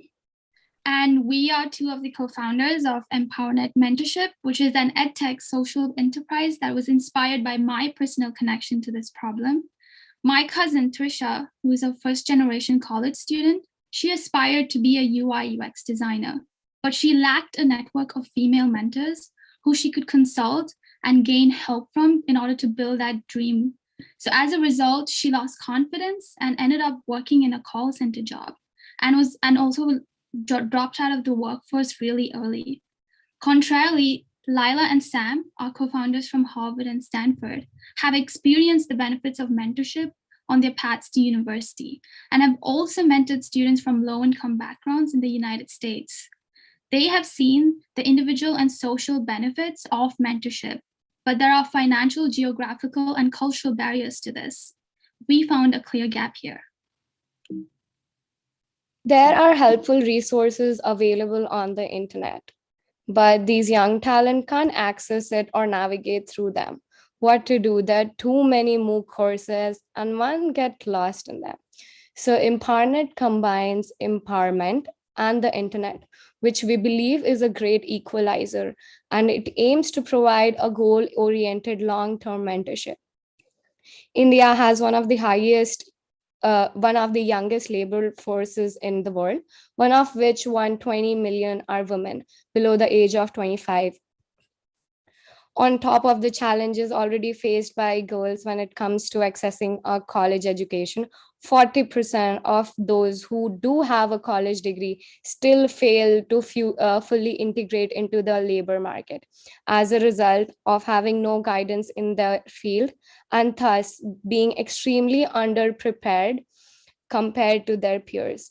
In the end, only 10% of urban women are employed today. Primarily, institutional voids which we identified are accessibility gaps between mentee and the knowledgeable mentors, young talent and the skill requirement of companies, mentees' interest, and access to the right resources. So upon analyzing existing mentorship solutions available to Indian women, we discovered that mentorship programs, platforms like Byju's, Vedantu, and Unacademy primarily provide K-12 syllabus-oriented tutoring, which is incorrectly defined as mentoring. They focus on problem solving and doubt clearing related to school syllabus. And thus these platforms often fail to offer long-term mentorship that is holistic and supportive in nature, which is something we hope to change. Additionally, other mentorship platforms such as Deshki Mentors and Mentor Match have a model focused on group-oriented mentorship limited to specific topics, which limits the personalization of the experience as well as the mentee's own agency. These platforms are useful for school children, but due to their general focus, they're not helpful for young adults who are in search of specific career or skill-focused mentorship for the long run. This is how we at EmpowerNet differentiate ourselves from existing options. To ensure our platform features coincide with user preference, we interviewed and surveyed Indian females. We discovered that 82% of the respondents lack access to a female mentor. 63% lack access and knowledge of mentorship platforms. As a result, they rated having easy access to female mentor in their field on top. 92% of our prospective users also said that they would recommend our platform to others and were willing to pay subscription if the mentorship was purposeful. To understand the market opportunity following the surveying process, we discovered that at least 10% of the 110 million girls between age of 15 and 24 are looking for skill and career-based mentorship. However, given the mentorship in India manifest as tutoring, we hope to create awareness about mentorship as a concept, and through it, we can impact 35% of the market.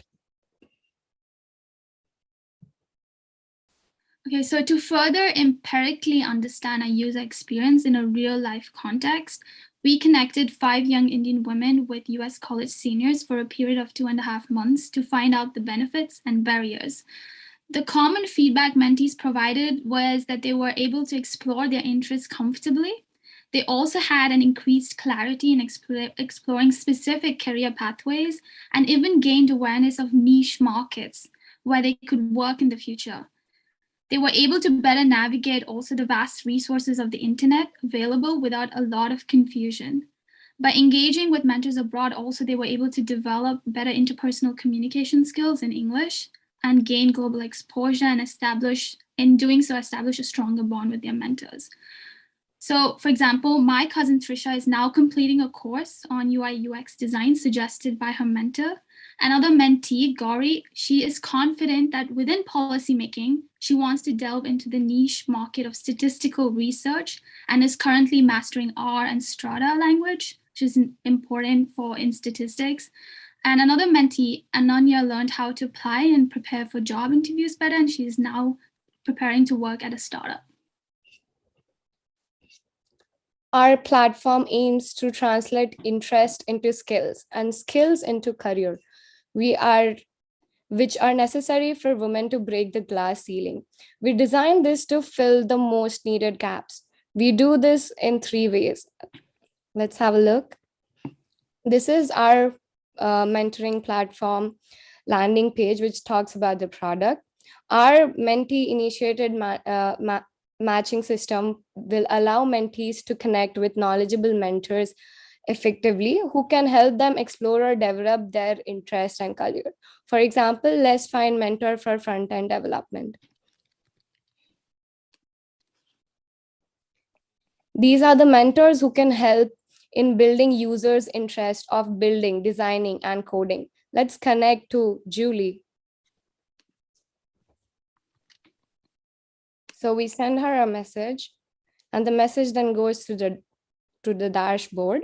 Here we can talk to other mentors whom we have approached or join community group where mentors are guiding mentees with a very similar interest. Users can call, video call, send resource or learning files. They can also schedule the next meeting here. The dashboard also shows the growth through metrics and goals achieved, which are made by mentor and mentee both for the development. Our internet curation will help mentee with right existing internet resources as it's curated methodologically to learn at every stage. For example, awesome machine learning GitHub repository for machine learning. We, with our mentors, will curate such resource for all core categories. Community forum will help mentees in the process of learning by sharing mentors' experience and having an open discussion about the learning process. For example, what to do when you're doing tutorial or MOOC classes, courses, how to move ahead. So here are the mentors and mentees who are giving their tips and how it worked for them and what was their experience. In our showcase section, users can show their projects which they have been working on so that a platform can help them get a job or work. It aims to remove barriers for young talent presenting their skill to get hired. So our largest target user demographic will be high school and university students in India, but the platform will also host a percentage of young professionals to capture all communities of women below the age of 25. So to ensure ease in connecting mentors and mentees, the platform hosts 4 types of mentorship: general, career counseling, learning or exploring new skills, quick problem solving. This simplified categorization is done to align the goals of the mentee from both ends. Through various search options and filters, we will ensure the mentees are able to navigate through a pool of mentors effectively. And we're also working on a mentor recommendation system to help mentees get the best suited mentor for them. If their goals are met, the mentor will write a recommendation letter for a college or a job. Through the right mentorship, we'll be able to create a pool of candidates who will be ready to explore the corporate world. We'll play the matchmaker here. Users will have their projects on their profile, and we accessing those projects, profile, and recommendation from their mentor. We'll be referring candidates for hiring to corporate and startup by making a curated list as per company's requirement. The mentee will also be recommended for the field of their mentor as they are pre-skilled for that field. For example, if a user is mentored by a senior developer at PayPal, then we can refer the user to companies similar to PayPal for a junior developer position. To facilitate this, we will form partnerships with corporates and startups. This will help the company get ideal pre-skilled candidates for the job at a reduced cost. Mentee will get the job. The mentor gets initiative from the company for pre-skilling and a certificate from us, as well as 2% of the mentee's salary. For facilitating all of this, we get 5% of the mentee salary. In summary, EmpowerNet plays 2-part role. Number 1, connecting mentees with specific mentors. And number 2, connecting mentees with employment opportunities after mentorship for them. To ensure that our revenue stream is sustainable, EmpowerNet has established diverse streams of incomes. The platform will host both a free model as well as a premium subscription of $5 per month or $40 per year. The premium model primarily supports features that promote long-term mentorship, which increases mentees' ability to advance further in their skill development and eventually find employment. For this, they'll be able to connect to a mentor on one-to-one basis via video or voice call. They'll be eligible to showcase their project and will be eligible for the hiring system and will get a recommendation letter as well as long-term membership programs. However, users in the free tier enjoy connecting to mentors over chat, accessing the community forum, and the internet curation. In addition, advertisements, sponsorship, and legal sale of data will also add up to our revenue. Okay, so for user retention and to build long-term mentorship, we're working on a match, chat, try, switch model where users don't finalize the mentor till the goals from both ends meet perfectly. So the mentorship is broken down into smaller goals so that mentees' growth can also be tracked. They have access to quality internet curation. Users can build everlasting connections. They can also access a network of international and domestic mentors that's giving them that sort of global exposure. They become part of a close-knit community where they can network and learn for life. And also we've established a robust feedback system that helps us constantly improve our platform according to the needs of the users. Also, there's a need-based scholarship for like low-income and rural users. We follow the pay if you can model. If you can't pay, we will pay for you. So our platform reduces the financial and geographical barriers that can restrict mentors in, for example, developed states from connecting with women in India from the comfort of their home. And EmpowerNet eases the accessibility for both parties. To retain mentors, we will provide certified mentorship certificates, LinkedIn badges, and recommendation from us for their profile building or resume. Mentorship will also count towards community hours at university levels. An award system with monetary incentives will be established for long-term mentors, and they have real opportunities to interact with students across the globe, and that will also help to improve their intercultural and communication skills. And also mentors will be able to share and show the expertise and get recognition through the platform. The majority of our target mentors will come from prestigious colleges and companies in the US and India, as well as entrepreneurs. Mentors who want to volunteer, we can reach them through social media campaigns and marketing. We will be directly reach college students through student bodies at top universities for core categories. We are already in talks with mentors who wants to join the platform. We have already started building a database for it.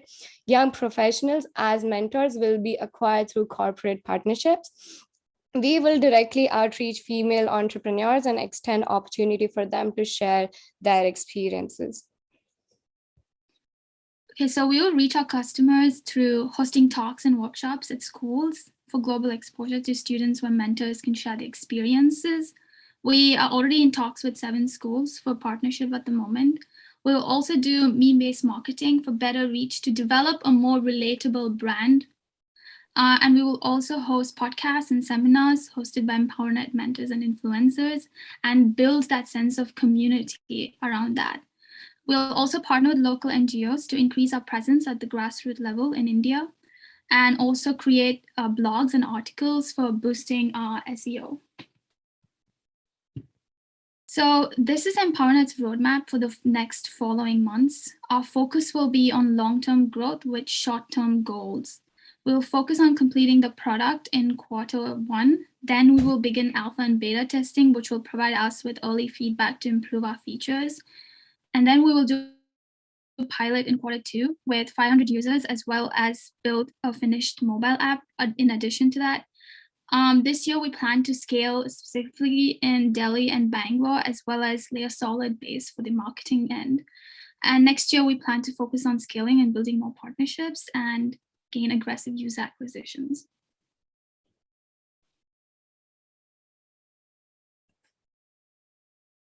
This is the financial projection using only the projected revenue from 15% user subscription rate and a corporate hiring commission of 5%.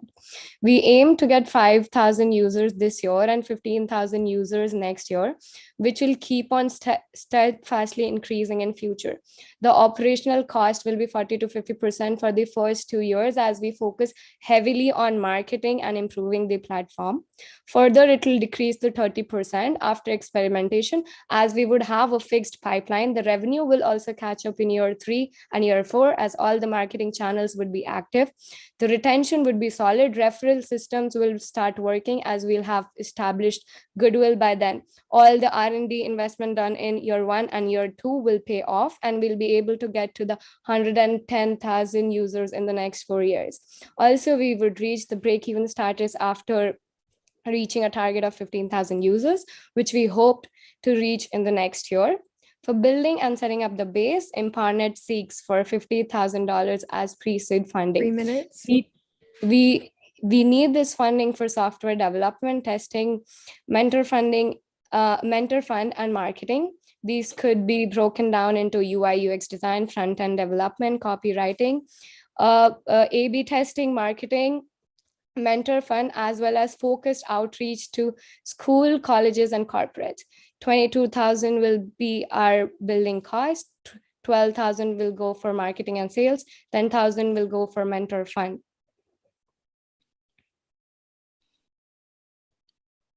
Okay, so this is our business model canvas that we created in order to map our key partnerships, activities, resources, user relationship, channels, customer segments, key metrics, cost structure, and revenue.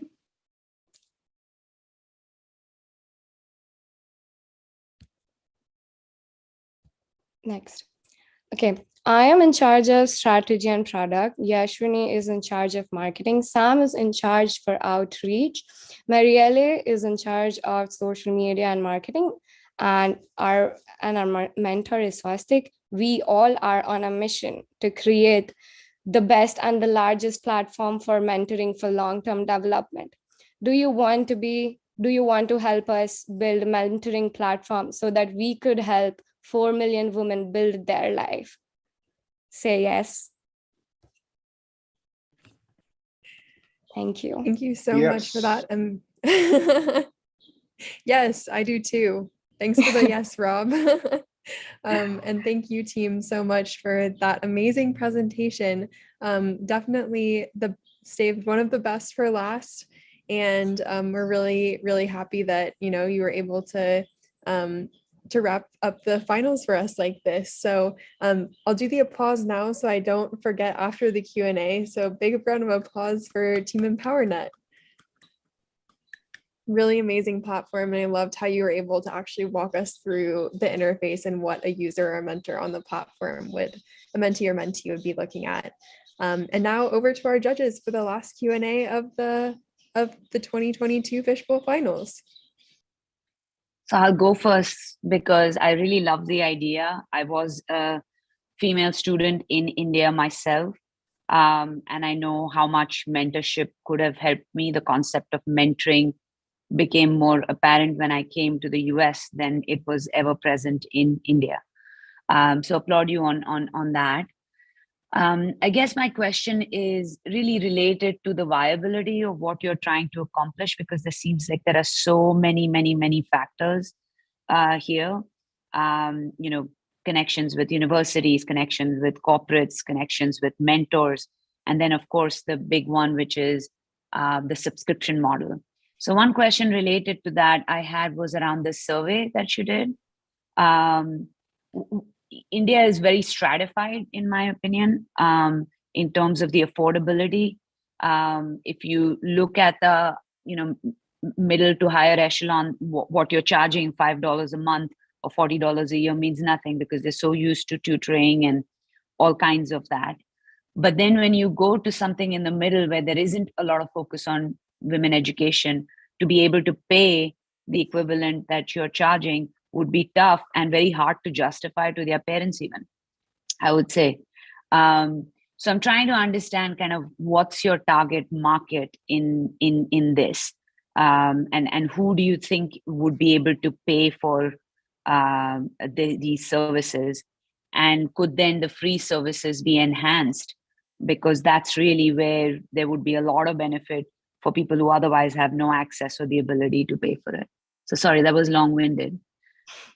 So I think that was one of the biggest problems which we were facing out there, and we thought it through, and what we realized was that yes, we do want to sustain the platform, we do want to get money, but at the same time our focus is to get the women which we see, the girls which we see out there, to actually impact them. So we build a platform keeping this in mind, that even if someone is not being able to pay the subscription and is on the free tier, would avail the needed mentorship and the guidance they need. They might not be able to do a video call all the time or be like there's a separate chalked out plan for them, but they would able to talk to someone like someone in Harvard or Stanford via chat. And believe me, if like I see girls who barely manage to go to government schools, who are able to go and talk to someone in Stanford and Harvard and are able to ask them that, okay, this is my situation, can you help me? That in itself would add so much of exposure and confidence. And if right mentorship can happen over chat as well, if someone is actually willing to avail that and someone really sees the value in it. Also, in addition to that, we are going to partnership with we're going to do the partnership with NGOs so that we can do this as at grassroots level, and that will be completely free for them. In addition to that, the platform also has need-based scholarship. If we see that someone who is from a lower income strata is working very hard and is actually putting in the input, we can put them on a premium tier and we will cover their charges for them. For this, they just need to make a case for themselves and a feedback from their mentor that I see potential in this person. So we do not want to miss anyone who has the dedication and the will to avail something like this to actually succeed. Yeah, that was my answer. Really loved your model. It's such a need globally for so many young women. And I was happy to see that you added a functionality for groups. I noticed that peer networking in groups is also quite helpful for helping people understand how to do more locally as well, to make sure that the feedback is relevant. I'm curious, when you think about expanding, you mentioned a lot of partners, you mentioned the SDGs. Are you familiar with the State Department, the US State Department's program called Tech Women? Tech Women is a global mentoring program. And I think this is the kind of program that would be a great fit for you. They might even have funding available, but their whole purpose is in linking young professionals with mentors in the US, especially around STEM careers. So I would just suggest that and see if there's other partners that I'm curious which partners you're working with to try and build your database of both mentors and mentees, because as Smita said, that could be very expensive. Yes. So right now we are working for partnership for mentees, basically the NGOs through which we can contact people in grassroots level for connecting to such platforms who would help us in terms of mentors. We are primarily now focusing on the colleges and the organization, because we'll be able to directly benefit them. So they are going to be a stakeholder in this. That's why they are going to be helpful to us, because we are being helpful to them. We definitely are looking to such platforms like that. But again, the problem is that those platforms exist in US, and if they want to come to India, they will have to partner with someone from here, so that our market becomes accessible to them and their platform becomes accessible to us.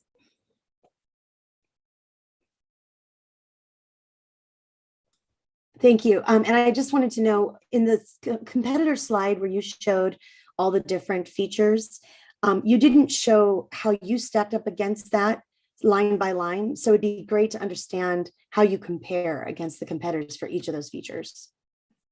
Okay. So Yash, can we go back to that slide again? So basically all the features which they were not able to provide, we are looking at providing to them, because we realize that that's the void there, and that is actually the difference which is making such a huge impact. So we didn't mention us here because we are working on all of it. But yeah. Also, so first off, thank you for the presentation. Such an just second what Rachel just said, such an important problem, and such a big need, and you're tackling this very comprehensively. The biggest question that was on my mind, and maybe partially Rachel by you mentioning that the peer mentorship was addressed by this, but I feel like the biggest value will come from the availability of mentors, right? I think once you have a mentor network, you'll find, I think, lots of young women who want to hopefully take advantage of it. But how can you, and so I think the limiting factor of growth and success is probably having enough women who are willing to mentor. Can you speak a little bit more about that aspect, and sort of how you can make sure not just the numbers, but also the quality of mentorship that you can make available? Yes. So Also, so we realized that all the existing mentorship platforms, right, they are literally tutoring people, they're not mentoring people. And mentoring is not something which someone needs to like call on a regular basis, or like be after your life for getting some things done. Mentorship is when you're seeking out to something, when you're seeking out for guidance. So what we realized was that by making the process easier and very accessible for the mentors to help the mentees will be the greatest way in which we are helping them. Of course, there are other initiatives which we have already, incentives which we have already mentioned. But the biggest thing I would find here is that the mentor who come on this platform will do things at their own time and according to their own schedule. For example, maybe a lot of times they won't be able to schedule a call every week, but being very honest, in long-term mentorship, you don't even have to. What they'll do is to be in constant touch via chat, and the mentors can reply in whatever their free time is, like in like next 3 days, 4 days. So we are making the process for the mentor very easy in all of this. Musami, one quick follow-up question. I promise my last question, then Rob and others can jump in. Like, how will you, so you make it easy for them to basically to provide the mentorship, which is great, but how are you going in the first place find them to basically ask them or to get them involved, right? Like I'm sure not everyone has either time or interest on doing this, but what's your marketing and your engagement and also the value proposition, I guess, to get mentoring women into the network? So the recruitment of mentors, right, Tom, yes. is what you're getting. Yeah, that was one of the bigger questions for me as well. Yeah. So it's not that mentors are coming for like just the goodwill.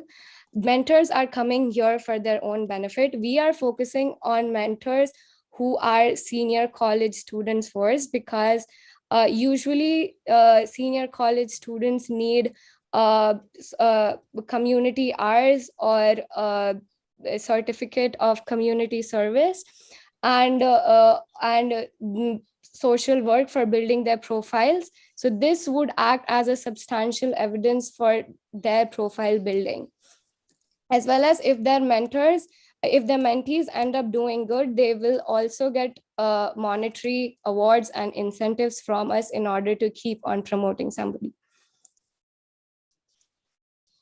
Thank you, Ms. Khan. And Rob, we're at the end of Q&A time, but I know you got cut off by me last time. So if you have a question for this team, the floor is yours before we switch into the breakout thank you, Katie. rooms. You did it so eloquently that I'll just crater and let you go on. These were good questions. I look forward to more opportunities, but I'm done. Thank you. All right. Well, I want to give a huge thank you again to Team EmpowerNet. This is an amazing presentation and great answers to the judges' very thoughtful questions. And can we just give one big round of applause to all the 6 teams that presented throughout today? I mean, this was really, it's the biggest finals we've ever had. It's the most teams we've ever had in the finals. And it was because we just couldn't break it down to any smaller number than this after our round 2, because the presentations were so impressive and because the caliber of the teams and the amount of work they'd put in just really blew us away. And I know I'm feeling really inspired, and I hope that you and everyone else on the call is as well. And so with that, again, huge thank you to our teams for being here at all hours of the day and night.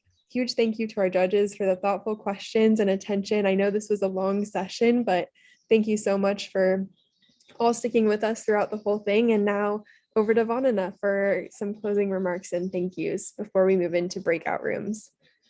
Wonderful. So while we're doing a round of applause, I'd love to give a round of applause to Katie for keeping us on track through the last 3.5 hours, and to the entire group for staying focused and so engaged. So right after this, we'll wind up the public session. And before we did, I wanted to take a moment to express my gratitude to the large village it takes to get us here. Firstly, our mentors. Some of you are on this call today. You generously share your time and expertise with the participants. And I know many of you along the way have become friends, philosophers, guides to these teams. And I've even had team members come back and tell me that your conversations with them influenced the direction they took their academic coursework, as well as the professional choices they made after this program. So your influence goes far beyond the 6 months you work with these teams. Next are challengers, past and present. Quite simply, you're the reason Fishbowl Challenge exists. You've shown us that there is a generation of social entrepreneurs ready to make meaningful impact in the world. And we are just happy that we get to do a small part in enabling you on this journey. To our judges, Smita, Rob, and Rachel, thanks for spending Saturday with us and for being such an engaged and thoughtful group. Your feedback is critical to the ongoing growth of these teams. And most importantly, your presence here today is a vote of confidence in the Fishbowl Challenge. So thank you. And I'd also like to thank our friends and supporters who are on YouTube right now or will watch it later. Many of you support us not just with your time and advice, but also with financial support. And we depend on your generous leadership to keep doing this year after year. It's hard to believe that this is our third challenge. It feels like just yesterday that we put it together and we had these ideas and thought we could put something out there. We did not expect that we'd have participation from over 100 countries. And the last group I want to thank is the group that has been on this journey, making Fishbowl Challenge a reality. Our team members come together week after week to go through the various steps of the challenge and keep everything running year-round. And a fun fact about us, our team comes together weekly from Ghana, India, Ireland, Kenya, Nigeria, and the US. So we ourselves are a case study for global collaboration in the Fishbowl Challenge. And then with that, I should point out that this was our third challenge and fourth one is around the corner. So for those of you who are here today, if you want to suggest to your friends that they look us up, we'll be opening up applications for the 2023 challenge in May. And you will see this on all our social networking, etc. So make sure that if you know any great change agents, aspiring social entrepreneurs, that you tell them to come back and apply. So with that, thank you. Mubarak, we can go ahead and turn off the live stream. And we'll have the judges and a couple of us just go into a breakout room to discuss next steps. We'll ask the team members to hold tight. We'll be setting you up with judges for feedback sessions.